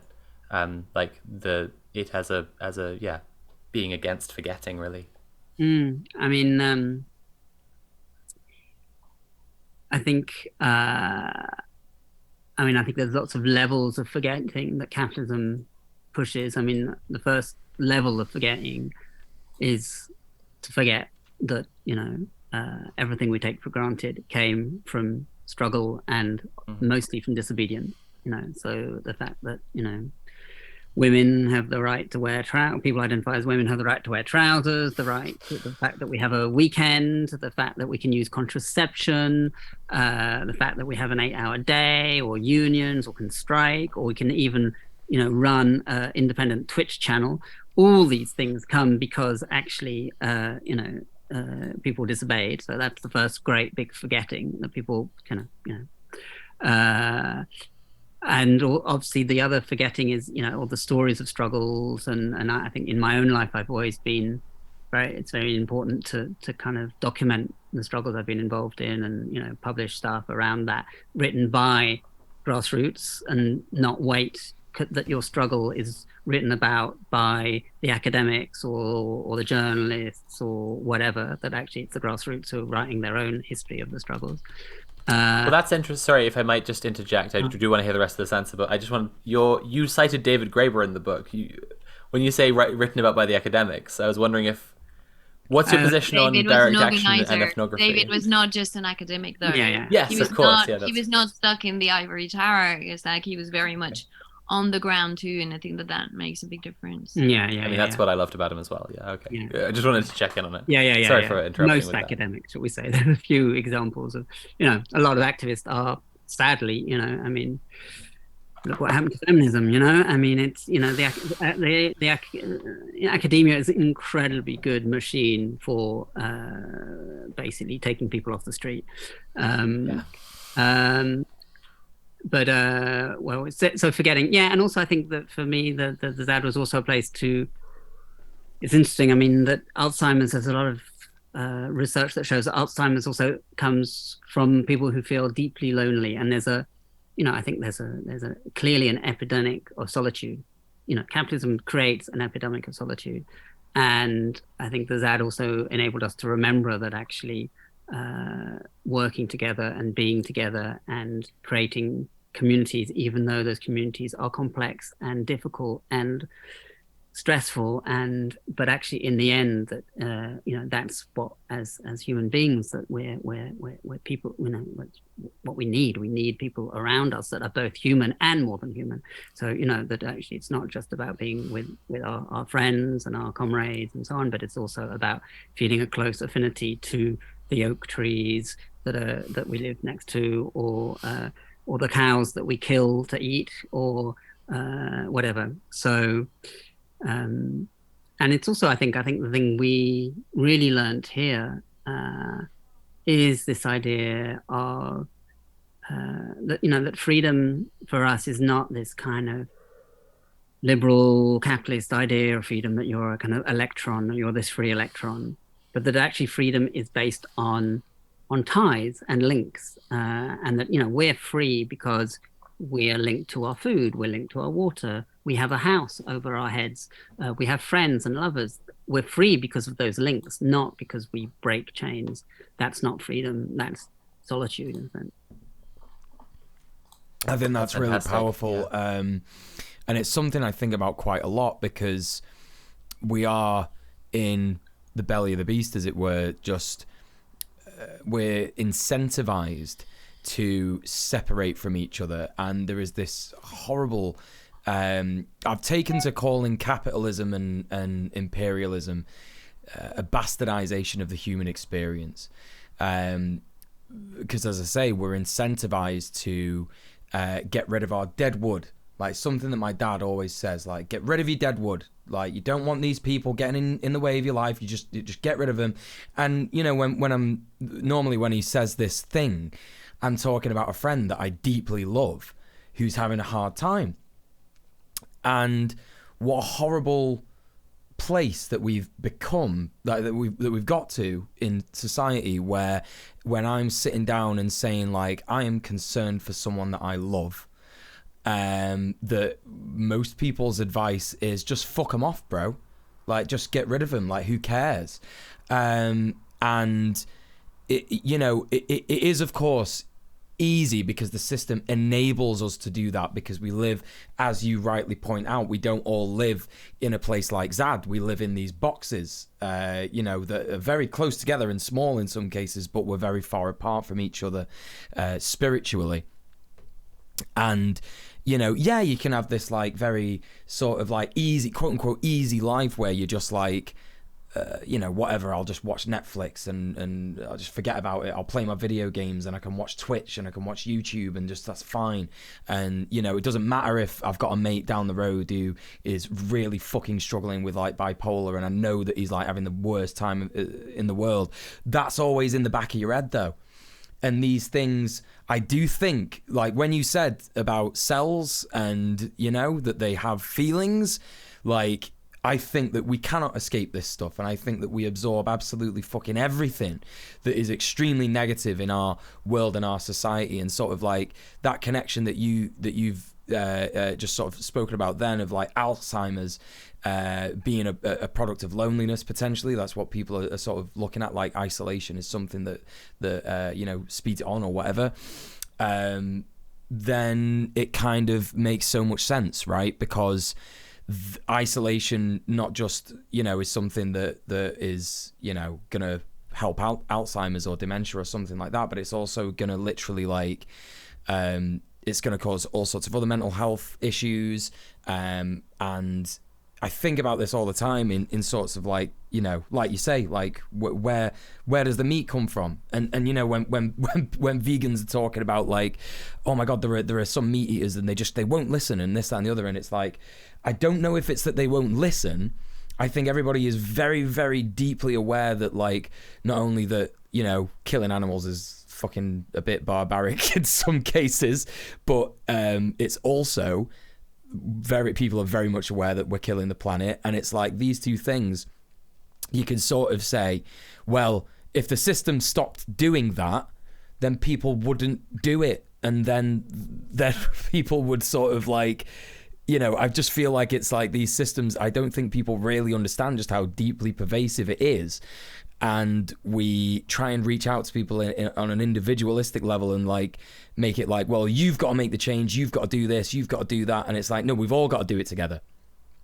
We've all got to come together and start, you know, making, I don't want to say allowances, because obviously there are certain people that you can't work with. You can't work with Nazis, you can't work with fascists. But there are people that you can, you know, maybe not see eye to eye with on certain issues that are not harmful, right? You know, when we talk about like what is harm, what is hurt and stuff. And I think that we need to have a more broadly sort of collective understanding, especially on the online left, that we are able to create spaces like, not just spaces because it's not really a space, but a foundation like ZAD, right? Because this is all entirely possible. You can just go and do it, and you two and the people that you live with are living proof of that. So I just on this subject of like forgetting and stuff, you're absolutely spot on. It's so pervasive, just how much we're encouraged to forget. Like, yeah, okay, you go finish work, have a pint. You know, why is alcohol so popular in the Imperial Core? Well, it's because it makes you forget. Like literally, like you drink to forget. So yeah, that's my sort of 2 cents on that. And I think, yeah, I think it's really important to talk about this collective love and compassion and sharing of life, like just the actual sort of like very essence of life and spirituality sort of interconnected. Yeah. We need to get a bit more hippified is what I'm saying, basically. Well, I think we're, you know, we're born, I think everyone is born with a hippie gland, yes, and a punk gland, yes, and a punk gland. And the life is, how do you find the balance between your punk gland and your hippie gland?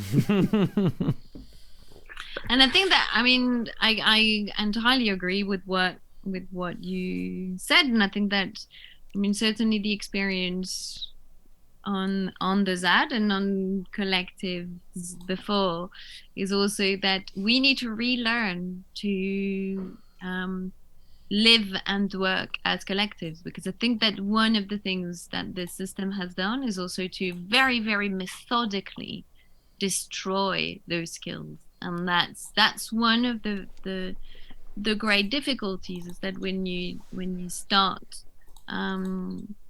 doing the kind of thing that we do, and I think that people who have, you know, lived collectively, lived in squats, organized in social movements, will know how hard it is sometimes to just be and do together, because we've been taught to not do it. And one of the things that is really pervasive in the dominant discourse is that it's too hard, we can't do it. It's like, you know, it's all about, you know, man is a wolf, what is it, is wolf, whatever. It's like the red claw.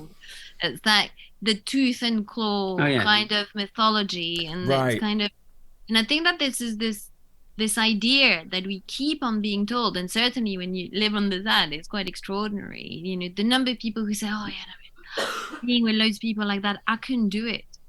And it's like, isn't it really, really hard to live and work with people? It's like, yes, it is. But, you know, like, I don't have the feeling that living on your own is that much fun either. So we need to relearn those skills, and we need to have compassion and immense amount of patience as well for ourselves also when we struggle to do that. And I think that it's really important to find loads and loads of different opportunities and circles to relearn those skills, because if we don't relearn them, it's like then we don't have a way out.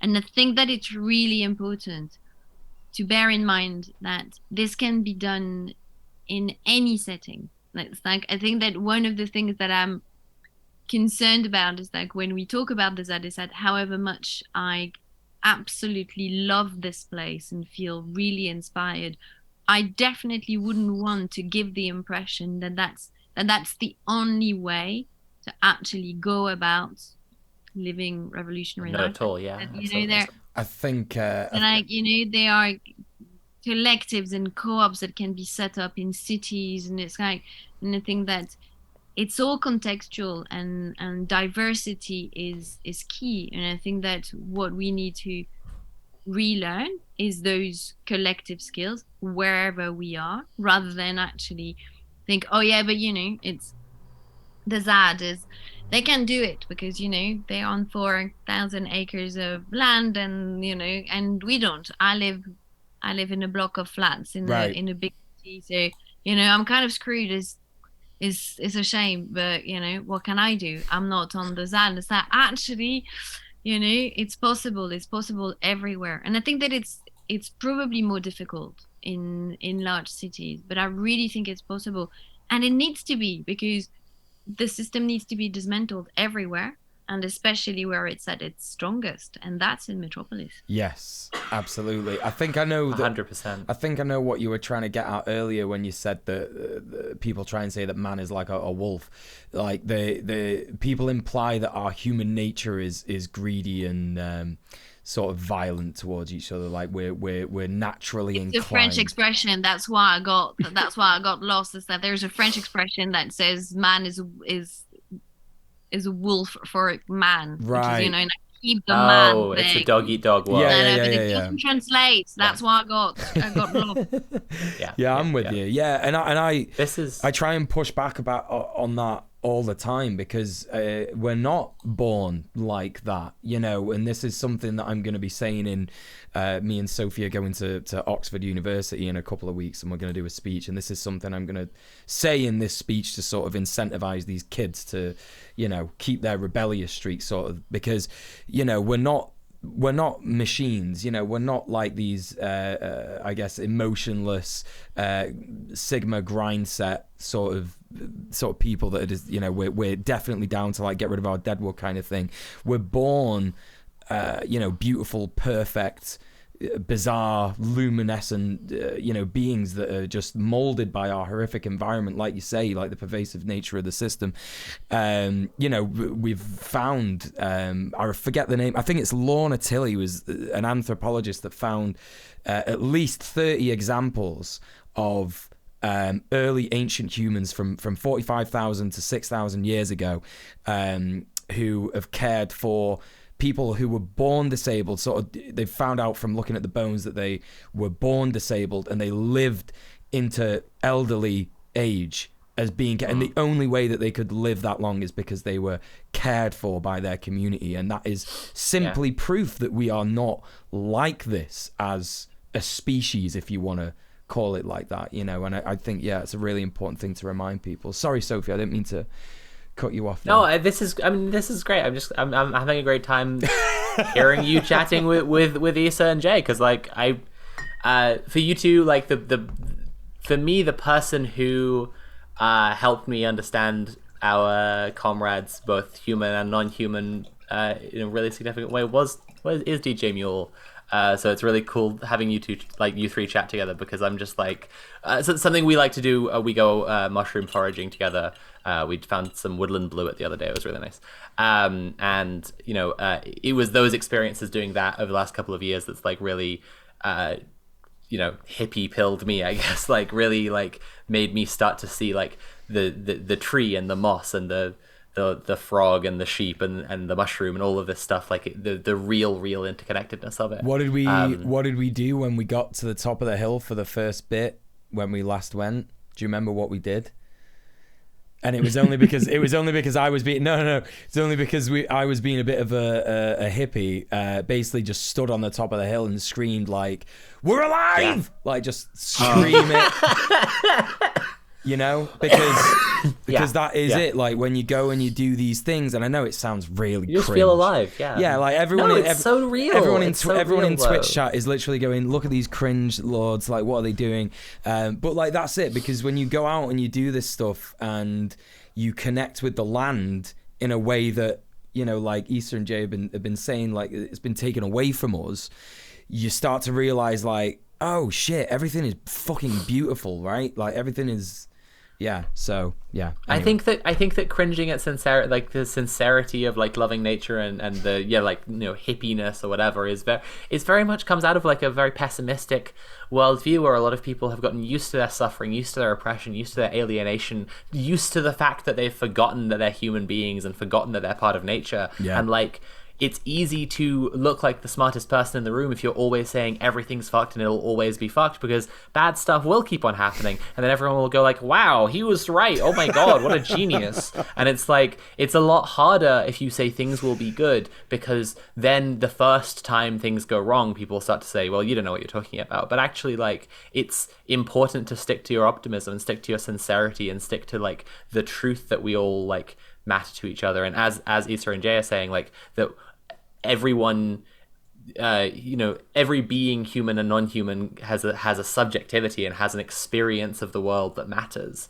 And like, it's just true. And I guess I think that like, if we're talking about like the metropolis versus the countryside or the commons or, you know, nature, like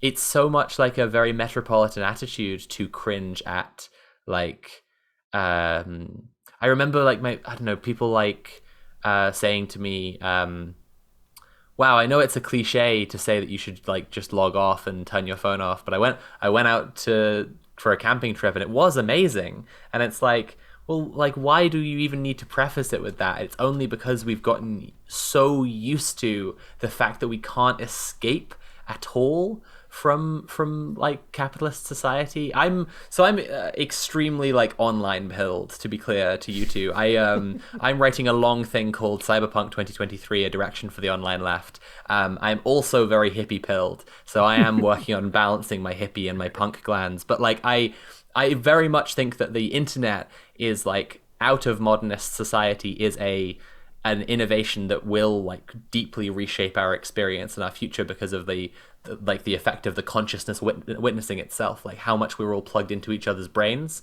But I think that like, because of its deeply like metropolitan nature, it then also is just completely poisoned with all of this like irony and cringe, and people just like taking the suffering as it exists now and just being like, that'll never change, so anyone saying that it'll change is just cringe. Sorry, I'm getting a little bit into my own personal soapbox now, but my point that I was trying to get at in the first place was like, it is great, you know, having you two here and hearing you chat with DJ Mule, because like I really appreciate the perspective that he's helped me to form, and you know, you two express very, very similar stuff very eloquently in the book, that I feel blessed that I've experienced it firsthand through my friendship with Mule, to like be able to read it and be like, yeah, I know what this is about. It's really good. Which I'm now realizing is why you tagged me in the Discord this week and said you need to read this book. Unfortunately, forgetting that is the one thing that makes me never do anything. when I'm told to do something. The one foundation of our friendship is Muel hippie pilling me. The other foundation of our friendship is me trying to get Muel to read books I like, and him getting really mad at me because his ADHD forbids him from reading any books. Yeah, basically. Okay, I get it all now. I understand it all. Like, yeah. Fuck. What I've been hoisted by my own petard. Is that the right phrase? I don't know. Don't read enough books. Yeah, it comes from the French. Yeah, right, exactly. So at this point, I just want to remind chat that we will do a Q&A section later. Not that much later. Like, it's coming up. So if you have questions for Jay and Issa, please post them now. We will grab them and put them into the show notes, and we will make sure to ask them later. Any questions you ask that are directed to these two, they will get answered. So do, and they're live here right now, so now is your chance. And if you don't have questions, you've not been listening, because these two are doing some incredibly awesome things. So, I don't know, clip the stream, go back a minute or something, and I don't know, maybe you'll just hear me speaking. I don't know. Anyway, whatever, you've not been listening. So I have a question about the ZAD currently. How many people roughly are living on the ZAD now?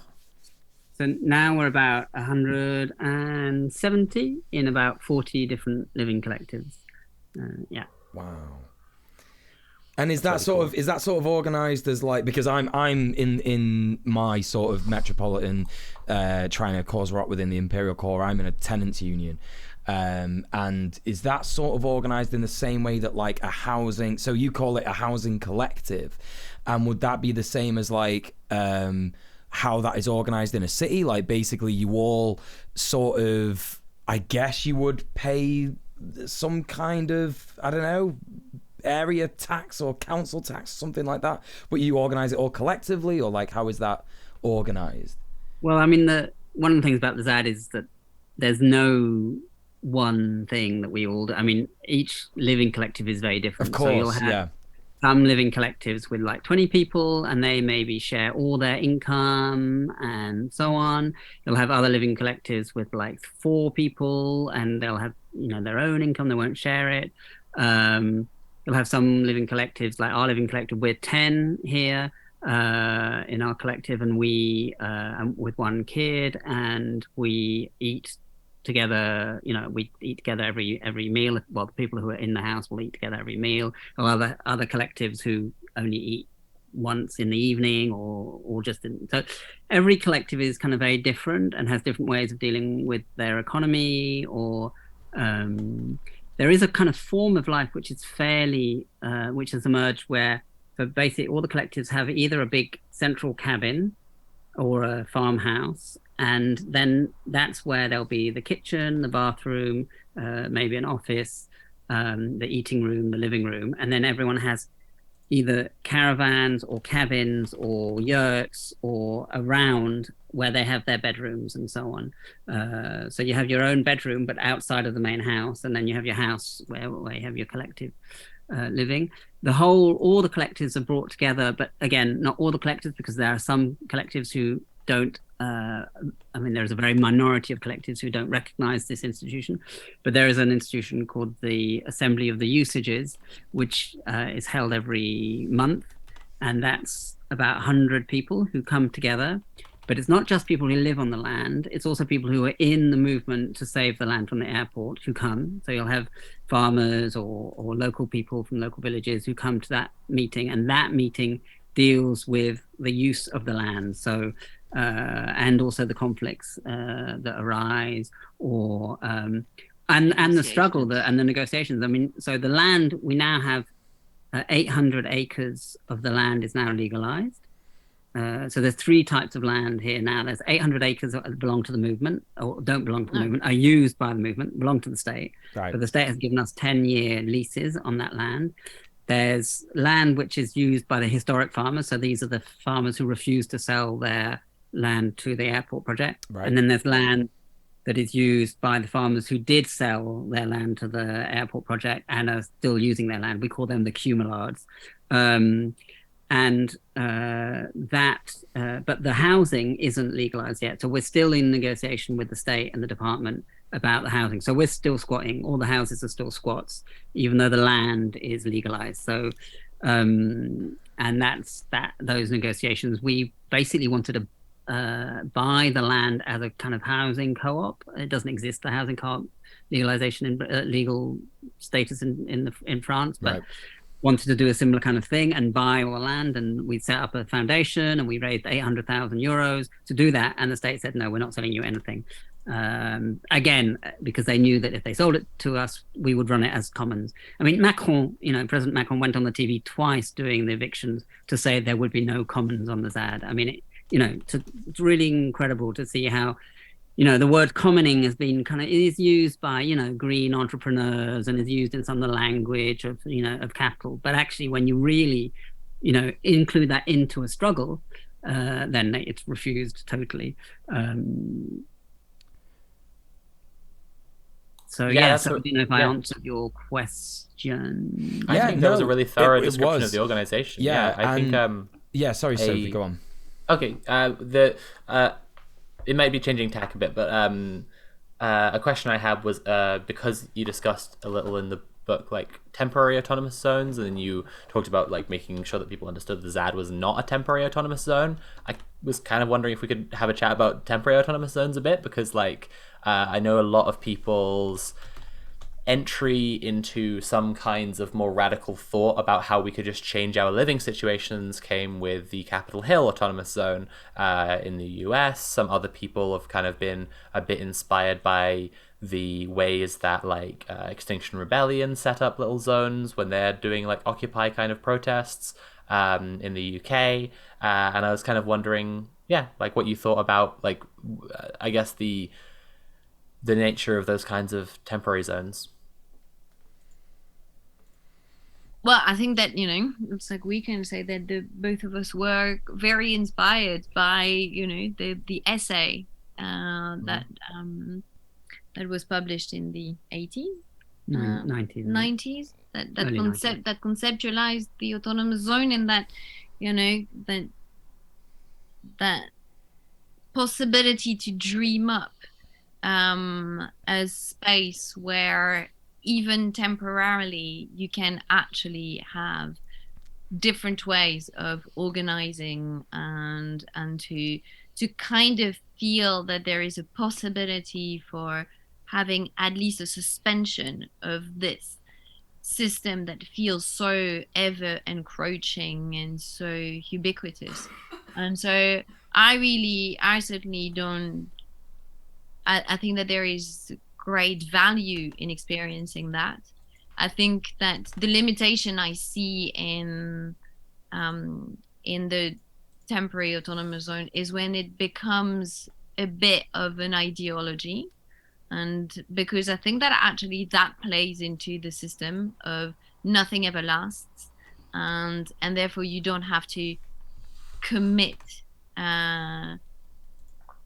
truly for anything, because then you can try that one, and then when that one is done, you move to the next one, and you move to the next one. And I think that actually that is kind of poisoned by the capitalist mentality, and certainly something that I feel is so valuable in the experience of what we're trying to do here and what is so incredibly hard, is to actually experience the change of temporality that you have when you move from a struggle against a project, like in our case, the struggle against an international airport, and then when that target disappears because actually you've won, and that your struggle moves into a temporality that you want to be multi-generational.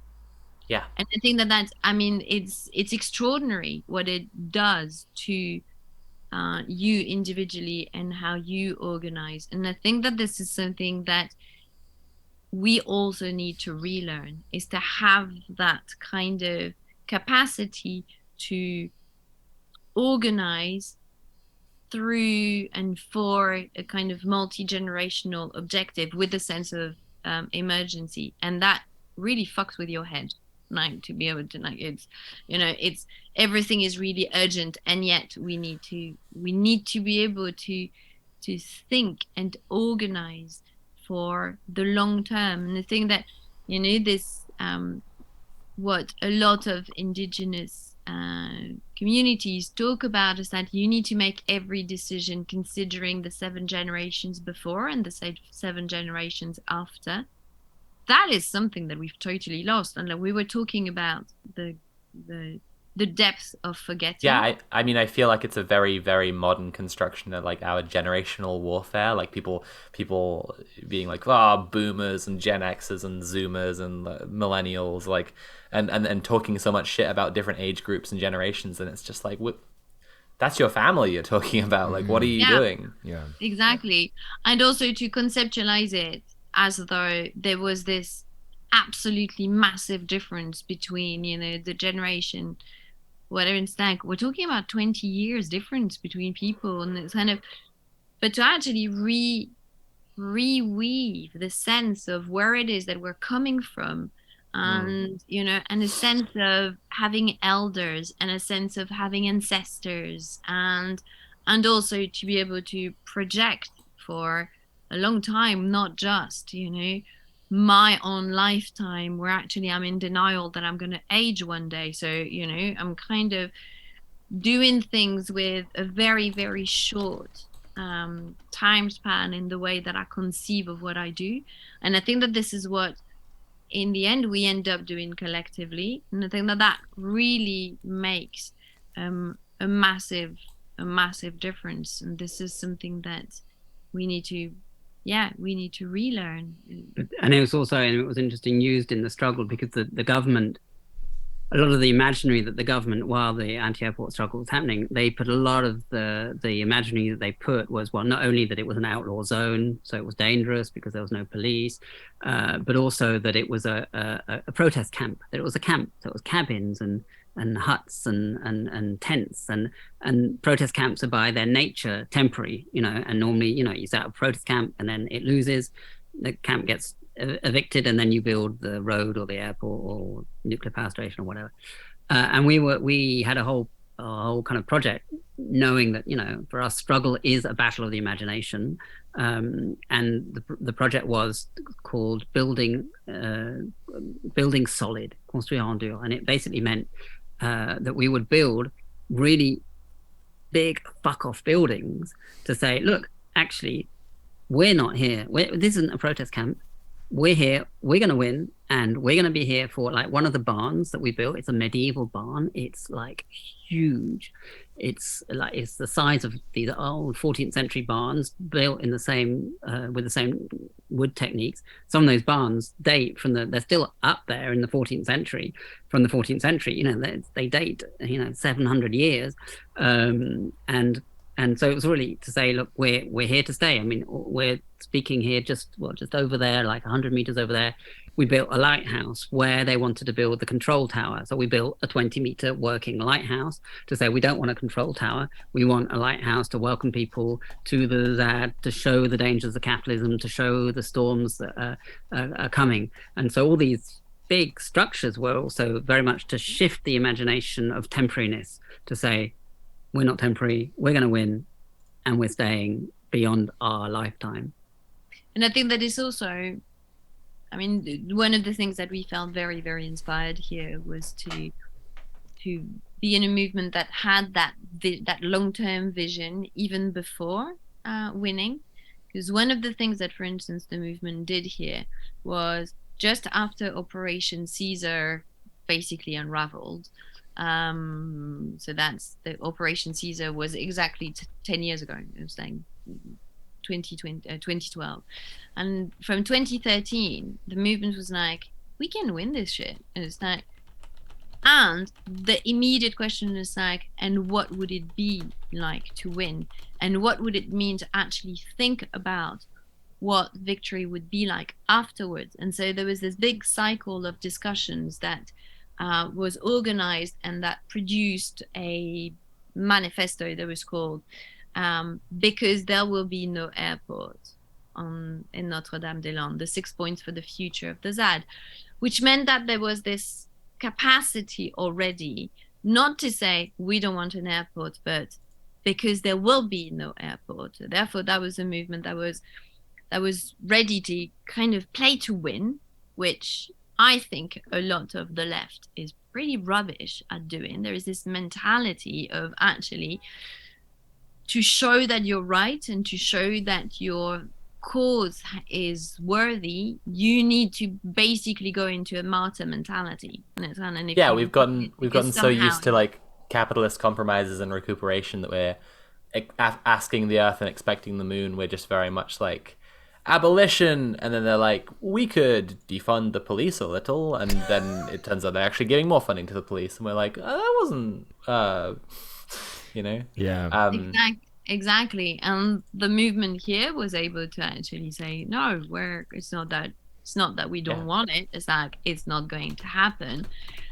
And also to actually project and to think about, what would this territory be like afterwards.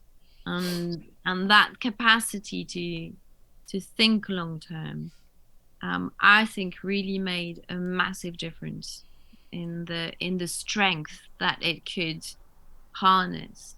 And we talk about these things in the book a bit. There's a whole section where we talk about the link between magic and activism in a way. Yes, it's really good. That if magic is about creating a certain intensity and making your will, your desires take place. I mean, radical politics is the same stuff. You live. You live as if you were. I mean, David Graeber used to say, direct action is living as if you were free. Yes, absolutely. As if is this kind of magical formula. You live as if something is going to happen, and then you make it happen through putting a lot of energy and intensity into a desire, and it's no different. I mean, so this manifesto. And that's why revolutionary be... optimism is so powerful, because if we believe that we will win, then we will. Yeah.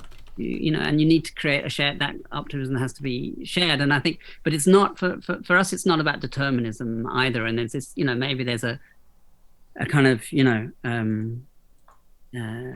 sometimes, I think there's just as much danger as being absolutely determinist sometimes as being determinist either with the world's going to end and it's all fucked and there's no point in doing anything, or it's fine, we're going to have a revolution in 2 years' time, and don't worry, it's all going to be fine. So both are forms of determinism, and we're very inspired by a comrade book, Rebecca Solnit, who's an old friend of ours, and who wrote this beautiful book called Hope in the Dark. And she says, hope, in a sense, begins in darkness, because in darkness, when you don't know what's going to happen, everything is possible. And she shows how in social movements, so often people didn't know exactly what was going to happen, and lots of chance happened, and the idea of just being open to the possibility of change is enough. You don't have to be deterministic. And she says, radical change is more like a crab moving sideways than an army moving forward. It's more like water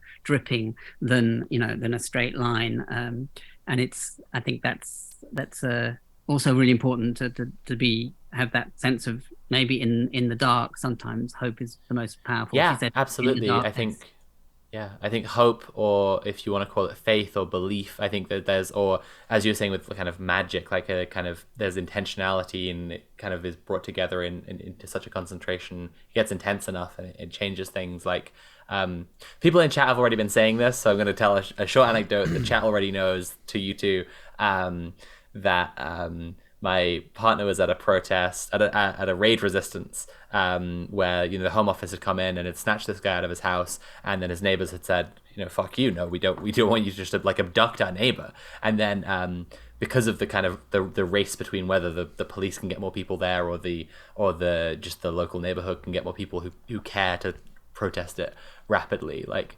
it wound up with like 200 people there, and they had an amazing guy who was leading a lot of like protest chants in the raid resistance, and he said to them all, repeat after me, and he said I, and they said I, and they said I believe, and they said I believe, and it went like this: I believe we will, I believe we will win. And then they all just started chanting I believe we will win over and over again, and just 200 people versus like one squad of police who is seeing 200 people say, "I believe we will win," over and over again. And then they did, run them out of Peckham, chanting like, "Don't come back to Peckham, don't come back to Peckham." It was fantastic, and I think that like that is probably the distinction I would make, is like always complacency is bad, always. Any like certainty it'll be fine, I don't have to do anything because it'll be fine, is just as paralyzing as I can't do anything because it's all fucked. But I think believing with a concrete thing in mind that you're pushing to in that moment, and at the same time like knowing what the longer term implications are. Issa, you were saying this, like this dual kind of consideration of like urgent things, but also for the long term future. Like I think that's it for me. I think is like belief is for like believing you will win in this struggle you're in right now, and then like kind of longer considerations are for like for the longer term, I guess. If that makes sense. Agree. However, unfortunately, what I also agree with is that it's time for questions. It has been time for questions for. I'm pretty good at that. It has been time for questions for a bit, but I am so entranced by our guests. Honestly, I've had such a great time, and maybe in the future we could get you on again. Because honestly, I think there's because you have been incredible to talk to. So many more things to talk about. But let's get started with the questions. I'll read the first one. Yes. Jenny Azoth asked from chat, how does someone go about finding a place to live like the ZAD without being evicted? Say that again. How does someone find a place where a place like the ZAD, a place that they can kind of hold and build community and resist something they're not going to get evicted from? Well, I mean, I think the key is build. That you don't do it just with yourself. You do it with a bunch of other people, and you build a cultural resistance around you. You don't isolate yourself from the local community as a kind of radical ghetto. If we'd done that, if we'd isolated the ZAD as a radical ghetto, we'd have lost this. We wouldn't be speaking from a yurt. This would be the duty-free shop, and there would be the runway right there and the control tower right there. So I think the most important thing is that those radical spaces are porous and convivial and connected to the neighborhoods around, and that they build a cultural resistance so that when the police come in to try and evict you, then, like in the raid situation that Sophie just described, you have whatever 100 people stopping the police coming in. So don't do it alone, and open yourself up to as much as possible. The isolation of radical projects has been the death of many, many leftists, especially kind of utopian community projects. And I think that that's very often evidence of the confidence that you can have in your own politics. It's like what I've seen in many movements that fear those who are less radical than them and do not want to work with those who are less radical, because it's like we are anarchists and we're not going to work with trade unionists because they are sellouts, or those. It's like there are always loads of very good reasons why we should only stay amongst ourselves, and that leads to the risk that Jay just described, is that actually yes, you are you're pure and radical, but you're fucking alone. And actually when you need to build coalitions to be strong, then you don't have that, and you can convince yourself that that is the martyr situation that you knew proves that you're a good radical. So it's a completely self-sustaining discourse and situation, and I think that it's really, really important to get out of that, because as I said, I think that very often it comes, or I have the impression that it comes also from a lack of confidence in your own politics. Is that if you are confident that your politics, and that means not just your convictions, but your capacity to actually deploy them, on the ground, is that what does it mean to actually be an anarcho-communist when you are on the land and you need to work with people, you need to work with farmers, and you need to work with people who are going to cut wood from the forest and cut it, and it's like, how does that shit looks like, is that if you're confident in that, then you can work with other people who are not you, because you're going to stand your ground and you're going to be interested in what they have to say. You're not going to feel threatened.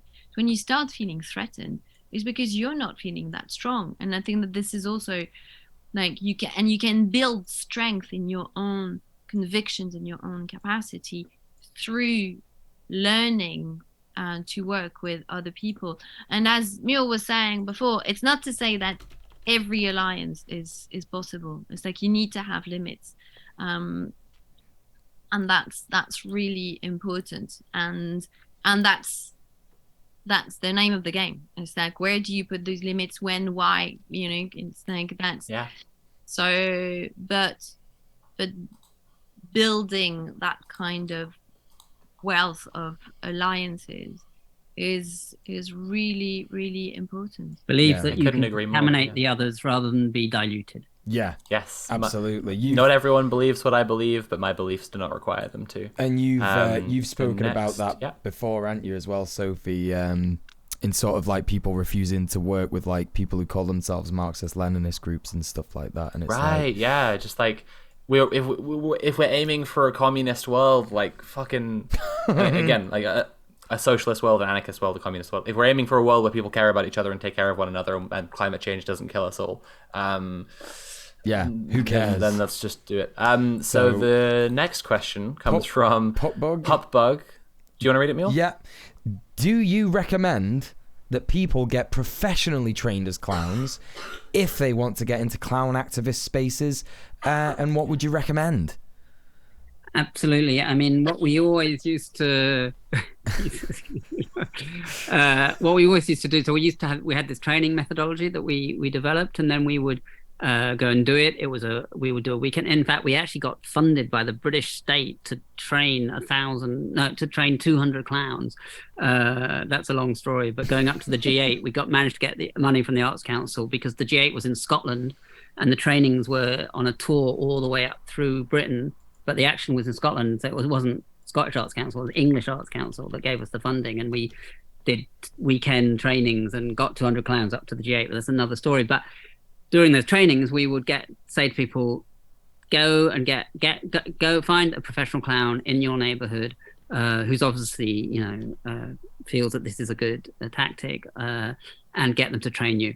And actually, the clown army that was one of the best clown armies was the one that did exactly that from Paris. They were called the Brigade Activiste Clown, and they did some amazing actions and were really brilliant. And it was because every week they were training with a professional clown. So yes to professional clowns. Wow, I Very love nice. that. Okay, that was a nice short one. So Zeme asks, as a musician, I'd be very interested to hear any other ways you've used music in the community, other than the pirate radio, which sounds really great. Any use of electronic music, for example? Well, Where reclaim the streets. What you're talking about, ZAD or general activism? I think any examples of music being used that you want to talk about? There is actually, I think it may be linked. I did run a workshop on the use of music and disobedience for a festival in Berlin, an electronic music festival in Berlin, CTM. If you do a search, you might find that, where there is a bit of presentation about the use of music and so on. I mean, I'm lucky. I was, I learned a lot of this by being in Reclaim the Streets. So that was a mixture of kind of anarchists, ecologists, communists, ravers, artists, queers, basically holding these big street parties and seeing the power of electronic music to bring people together and have great fun reclaiming spaces.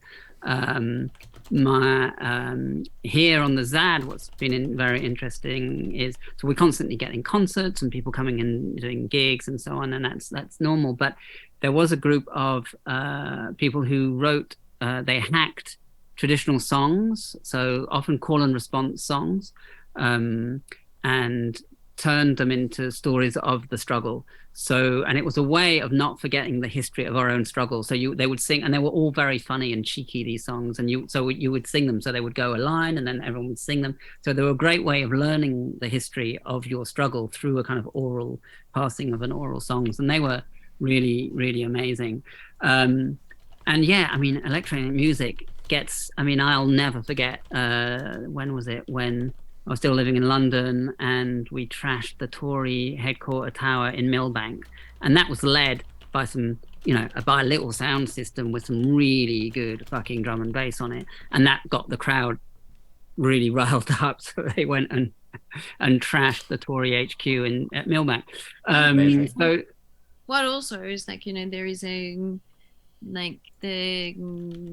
illegal rave parties that are still being organized do it with such direct action skills that really need to be learned from. And it's like there are loads and loads of direct action groups that should just go to a few raves, see how they organize to get people, in some cases to get thousands of people to the right point, and without getting caught, and then actually just kind of have that joy and sense of fun, and I think that in some cases it's pure escapist hedonism, but I think that in many cases it can also be very, very political, and that becomes political when it gets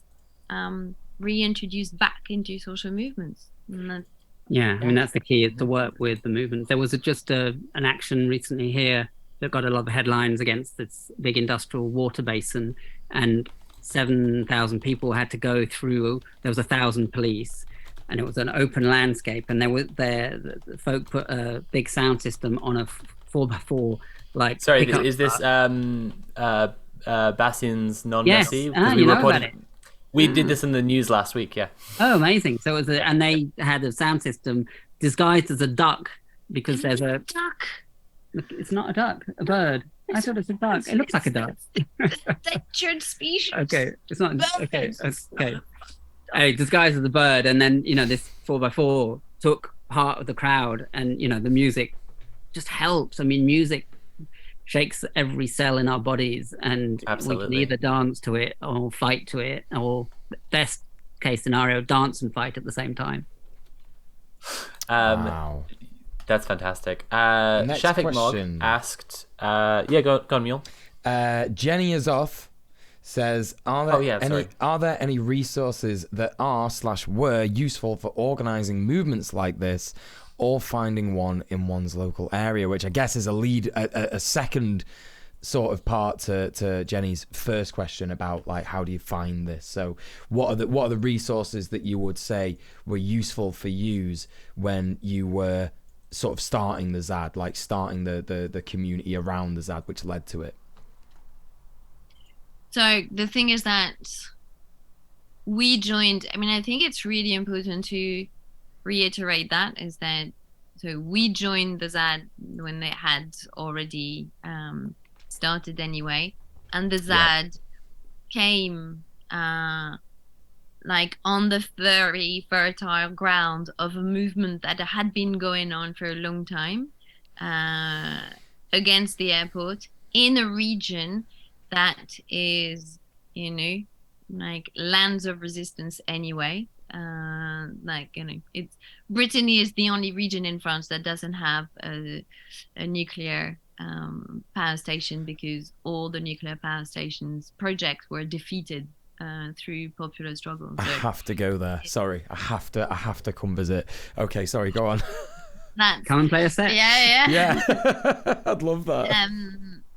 But resources, I think, it's difficult for me to actually point to a set of resources. I think that rather than resources, I think that for the ZAD, it was this very strong sense of a live history of the struggle that it was descending from, and also a genuine interest in international struggles. So when the ZAD started, it was tree houses. They were built with techniques inspired from the anti-roads movements.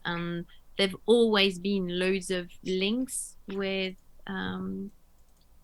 various struggles in France and beyond. So intergeneration, I think that also this movement is very intergenerational, and that's a genuine gift. Instead, to have people that have been involved in social movements for the last 50 years and that are still coming. It's like we still have like people in their 70s who come to our assembly. I think that this is, in a way, the live resources that were incredibly useful. And otherwise, I would always mention the Zapatistas, because when in doubt, go back to the Zapatistas. And the Zapatistas are just fantastic. Yeah. Next question. Shafik Morg asks, have there been any internal disagreements between the groups or individuals within the collective, and how were these dealt with? Whoa. Massively. How many hours do you want? Of course, because the thing is that, like, it's really important to not fall into the kind of, pure propagandist discourse around composition. Is that what composition or attempts to composition bring is also shed loads of really, really strong, sometimes acute, dark disagreements and fights. It's like because you actually do come from very different perspectives, and you don't necessarily have the same vision as to where you want to go or how to get there. So it takes a lot of disagreements and a lot of crazy arguments. How they were resolved, it depended on what they were, between whom they were. There's been quite a lot of attempts to organize mediation groups, and to also, like, for the last few years, quite a few of us have been really getting interested in transformative justice and how that works, because that's also the richness and the difficulty of trying to not delegate the difficult issues, because that's also what we are educated in doing, is that when there is a problem, you delegate to the cops, you delegate to the hospitals, to the psychiatric institution, to the social workers. It's like there is an entire infrastructure of people who are going to take that over, and then the only thing you have to do is to stand by and criticize them. Actually, but that's just how you end up disposing of all your comrades, if you hand them over to those institutions. Right. And so when you try to have as a rule to not call the cops and not call any of these institutions, then you are sometimes also faced with situations where you feel very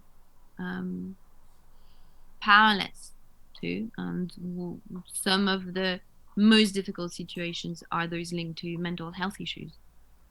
That's that's a very, very difficult. These are very, very difficult situations sometimes to take on board, but care, because they require a lot of care and long term care. It's not just having a good chat with a friend and then they're okay. It's actually being ready to devote a lot of your time.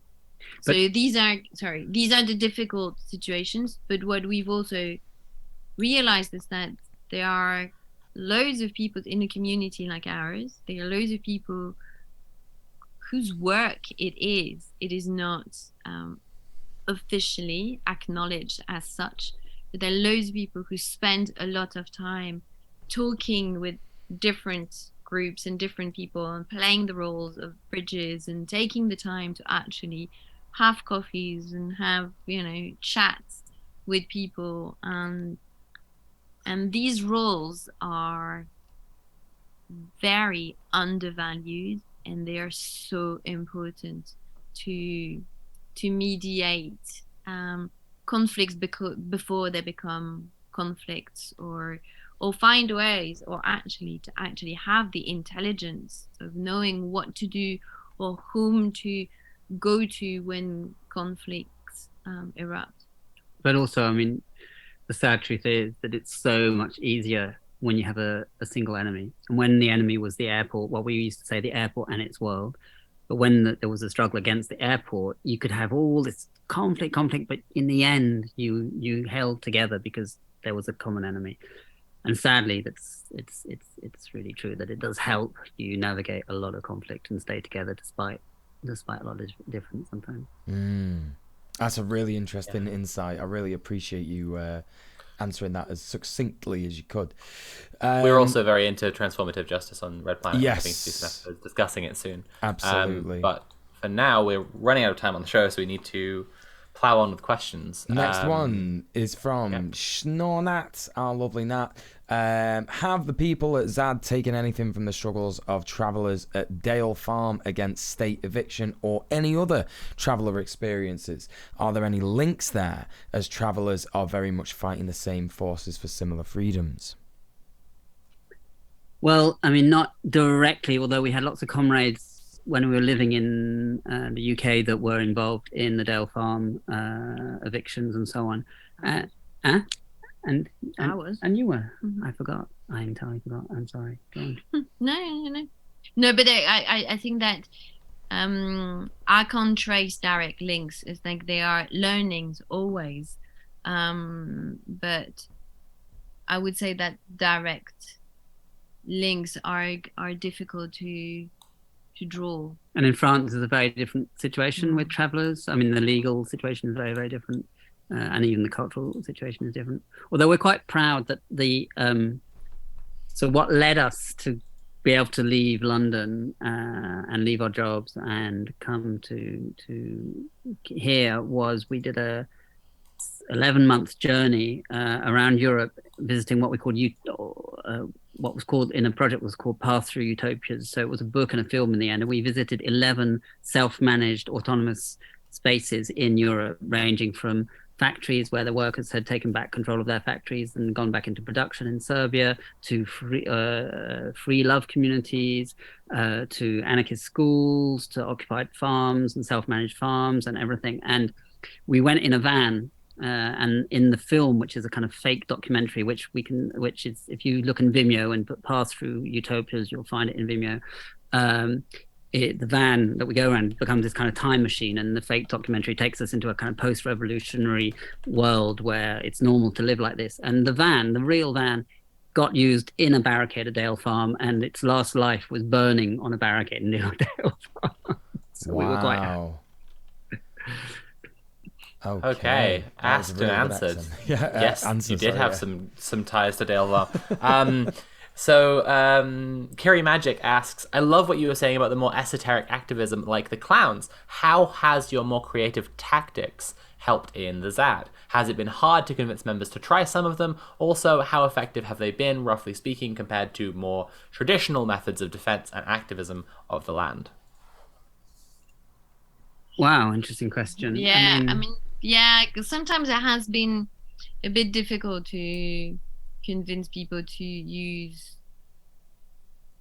although I wouldn't say that we have a set of tactics, because it's much more what we try to do is so much more kind of approach with the people that are there to be try to reinvent the codes, and I think that's and we try to implement that in training. So, for instance, in 2016 we ran 8 weekend trainings that we made very, very public, called Ready to Defend the ZAD, where about 1,000 people came through, and that was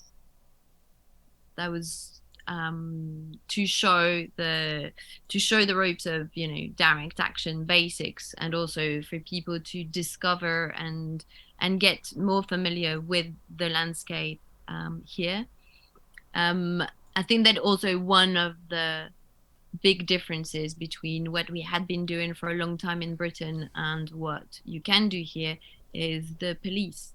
It's that because the French policing methods and the British policing methods are almost opposite. They have the same objective, which is to destroy social movements, but they go about it in very different ways. And the British way is, intelligence and informants and intimidation and criminalization through media. French police is brute force. So there's also a lot of,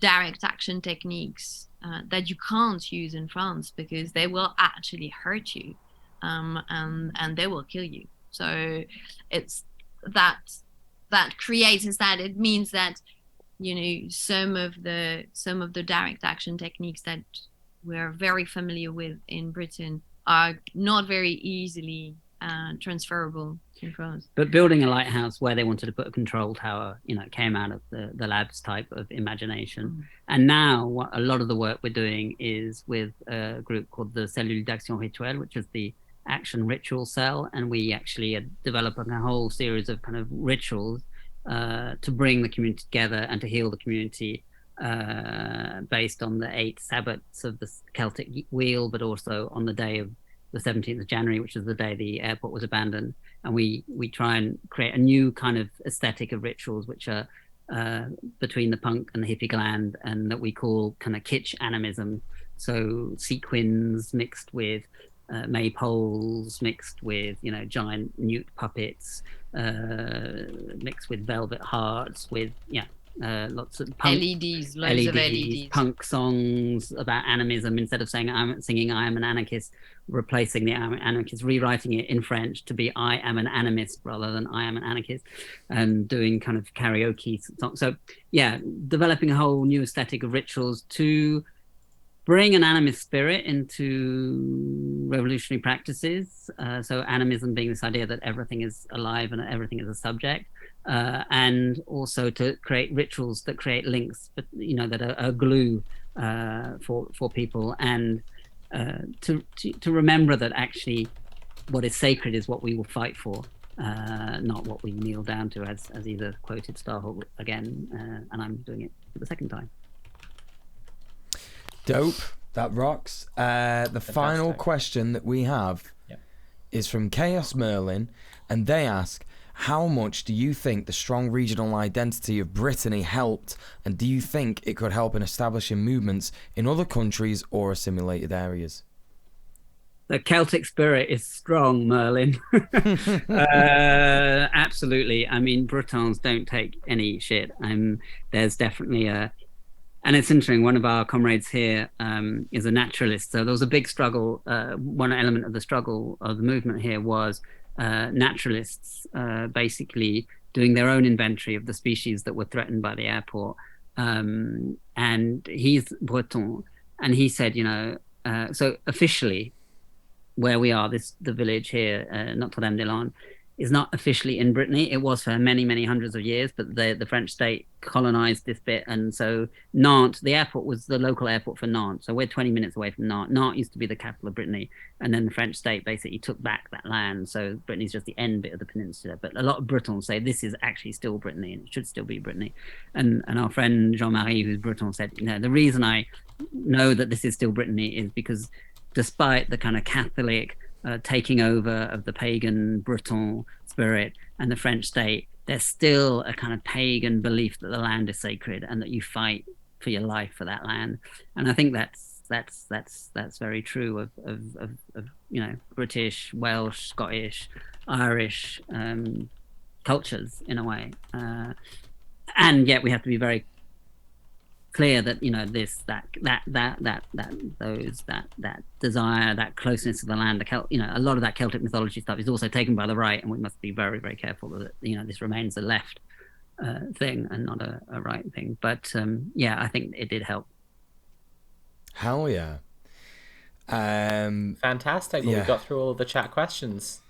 Or a lot of them, but yeah, I loved your answers. They're really good. Yeah. I think you've been prepped already that on Red Planet, our audience are kind of a bunch of swats and nerds, and they like being given homework to do. Do you have any ideas for things people who enjoyed seeing you here and wanted to go away and do something? Well, I just want to point out that Jay already put in the document. This is a lovely idea, but a bit uprooted and abstracted. The answers to this question are multiple and dependent on who and where each audience member is. I agree. Do you want to wrap on the importance of situated politics versus abstract ideologies? Or do you have like a more, I don't know, generic thing that you could get people?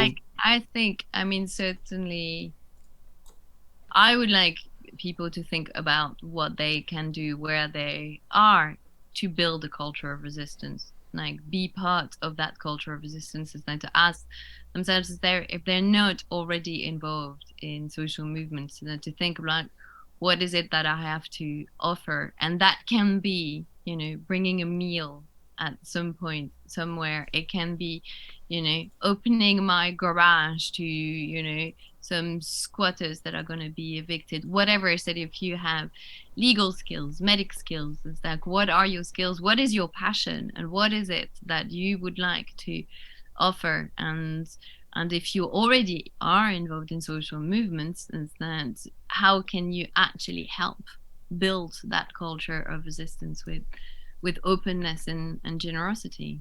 And often people say, well, what can I do? And in a sense that sometimes, in a way, choose the thing that also, and this comes back to what DJ Muel said on the top of the mountain, do something that makes you feel alive. Don't do something that you think is necessarily the right thing to do, because often we're pushed by a kind of ethical abstraction of like, right now, well, it's really this crisis and this is what I should do.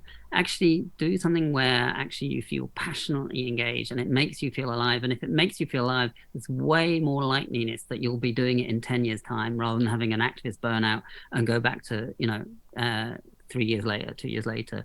So that I think is super important.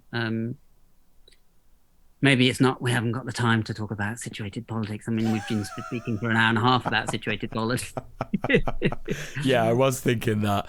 But I genuinely think that is a beautiful answer from the both of you, because, and it's been a beautiful couple of hours just, talking about this and hearing, that, you are sort of doing the idealized anarcho-communist dream, right, of occupying space and living there in the way that we're supposed to live as humans. And I think that's such a beautiful, wonderful just thing that is happening and that you're part of. And I'm very, very I'm here to support you in any way that I can, I guess is what I'm trying to say. I want you to be able to do this for as long as possible.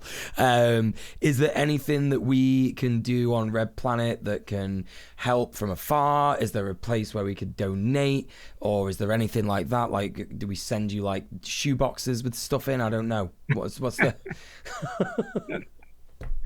I would say keep doing what you're doing. Keep doing what you're doing. it's great. And come visit, get inspiration, and yeah. I'm so down for that. Honestly, someone in the chat said Red Planet field trip when, and we've kind of been talking about something similar with a more local camp anyway. So I'm down. We should do it. We should just come hang out at the ZAD. Yeah, 100%. Welcome.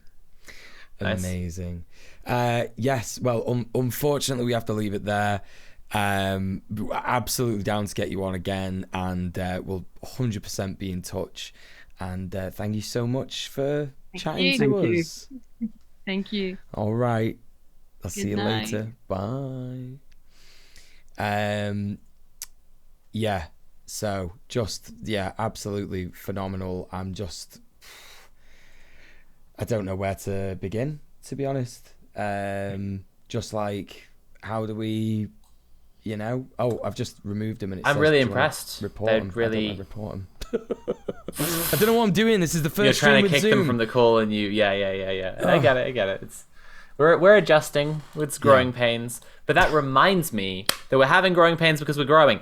We've just hired a producer. He's called Conrad Zimmerman, and he's the best boy, and he's so good, and he's making the show so fucking good. But he can only do that if you pay him to. And I mean you, the person watching this. That's right. Go to patreon.com/red_planet, and you can support us on 4 different tiers. You can be an imp, you could be a goblin, you could be a beast, you could be a sicko if you're a real sicko. Oh my goodness. And basically we're trying to get like $100 an episode for Conrad, because Conrad's doing a lot of work. It's very cool, and it really helps to grow the show, make the show a lot better. We also have goals for the future to be able to hire some more people and grow the show even more and make it even more gooder. So if you're enjoying the show, please consider supporting the show at patreon.com/red_planet. We are I loved having those guests on. We are so close. Sorry, we'll continue go that in a on, second, but we're so close to having our goal for Conrad met. We're at about £270 a month, so that is only another £130 to go. So I don't know, what is that? Do a bit of maths. What's I'm just checking that now. 130 divided that's by... already $300. So we only need 100 more to have covered, the monthly cost of Conrad. Yeah. But I want to push on. I want us to get more people on board and grow the show even more. So please check out the Patreon, support the Patreon, and we can carry on doing incredible episodes like this. I mean, honestly, this was just to be like even more direct about the plug here. Like I said, I'm checking out this great book. It's good as hell. I've just read this really cool thing about clowns. And Conrad was like, you want clowns? You got clowns. I've got in touch with them. They're coming on the show. Just like that. It was so good. He's the best boy. Please support the Patreon. Like, honestly, this was one of the best. Like, I genuinely felt like emotion. I do feel I feel emotion most of the time, but like, really, really felt a lot of sort of high emotions there in speaking to really lovely Issa and Jay, because that is, as I say, it is the actual goal, isn't it, of what we are, sort of, wanting. That's like what they're doing. We kind of want that everywhere, isn't it? Right? Exactly. So really incredible stuff. That's that. Love that episode. Me too. Love Red Planet. There's no other show like it. We're doing the best show that there is. So tell a friend to come watch the show. But if that friend says to you, hang on a second, isn't DJ Mule on that show? I fucking love DJ Mule. What? Where can I see more DJ Mule? That's what they'll say to you. Sometimes they do say that. Sometimes they say... Then what would you tell them? Other things. And either way, I would say you can find them right here on the DJ Mule Twitch channel. It's literally where you are right now. Just click follow and you can watch more of me whenever you want, which is not whenever you want. It's whenever I want, which is when I'm live. But if you want more of me as well, there's also a little look at this. You're in my stream now. There's my socials. Click on them. What are you on about? And also, forget me. What about Sophie from Mars? That's what I want to know. Where can I find Sophie from Mars? Sophie from Mars hired me, Pinko the Clown, to host her stream this week. I'm not cheap. I am a unionized clown. We don't accept less than adequate rates. So you should go to patreon.com/Sophie from Mars so she can keep paying me. And I'm not cheap. I do not clown for free. I do not mess around unless I am paid. So go to patreon.com/Sophie from Mars and you will be able to get access to video essays about politics and philosophy early when they're done. The scripts are up. You can read if you like to read, but who likes to read? Luckily, you can access videos early as well for $2 or more than $2. I also have a YouTube channel called Sophie from Mars. If you go to Twitter, which fewer and fewer people are doing now, you'll find a little account called Pinko the Clown. That's at Sophie _from_ Mars. And that's me. I'm in charge now. I'm running the show. Just look for Pinko the Clown. There you go. So there you fucking go. Right. That's it. That's the end of the show. I'm hosting. It's the first time I've ever hosted. Oh, I've just broken the stream. Don't mind me. I don't know what I'm doing, and I think I did quite well. So everybody needs to clap for me now. I want to see claps in the chat. You've done so well, babe. I have, haven't I? Thank you, Sophie. You really have. Yes. What we're going to do now is, when I've finished this sort of arbitrary bit of dialogue that is allowing me to sort of, stall for time, really, before I can find someone else. Well, actually, it's over now. That bit is over, and now I've reached the bit that I was going to tell you about, which is we're going to go raid someone. We're going to go and raid one of our friends on twitch.tv, and I think the person that we're going to go we and are raid, professional streamers, to be clear. That's right. And if you want to see someone who is even more, unfathomably more professional than us, then stick around, because we're going to go and raid Queen Pib, Queen Patricia Inga Bogart, one of the spiciest queens on Twitch.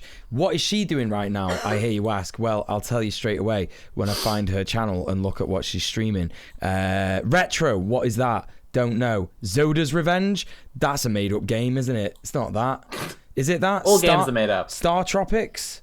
Is that right? Is that what she's actually playing? I've just had it pointed out to me real quick as we go that the book is available at the following link. We Are Nature Defending Itself. It's a really good book. You should check it out. It's good as hell. That's it. We were talking about the whole way through the stream. So enjoy the raid, but also if you want the book, it's down there. Please get the book. It's great. Please, it will also support Issa and Jay. And yeah, thank you so much, everyone, for tuning into Red Planet. We'll see you next week. Bye. Bye. Bye. Bye. Bye.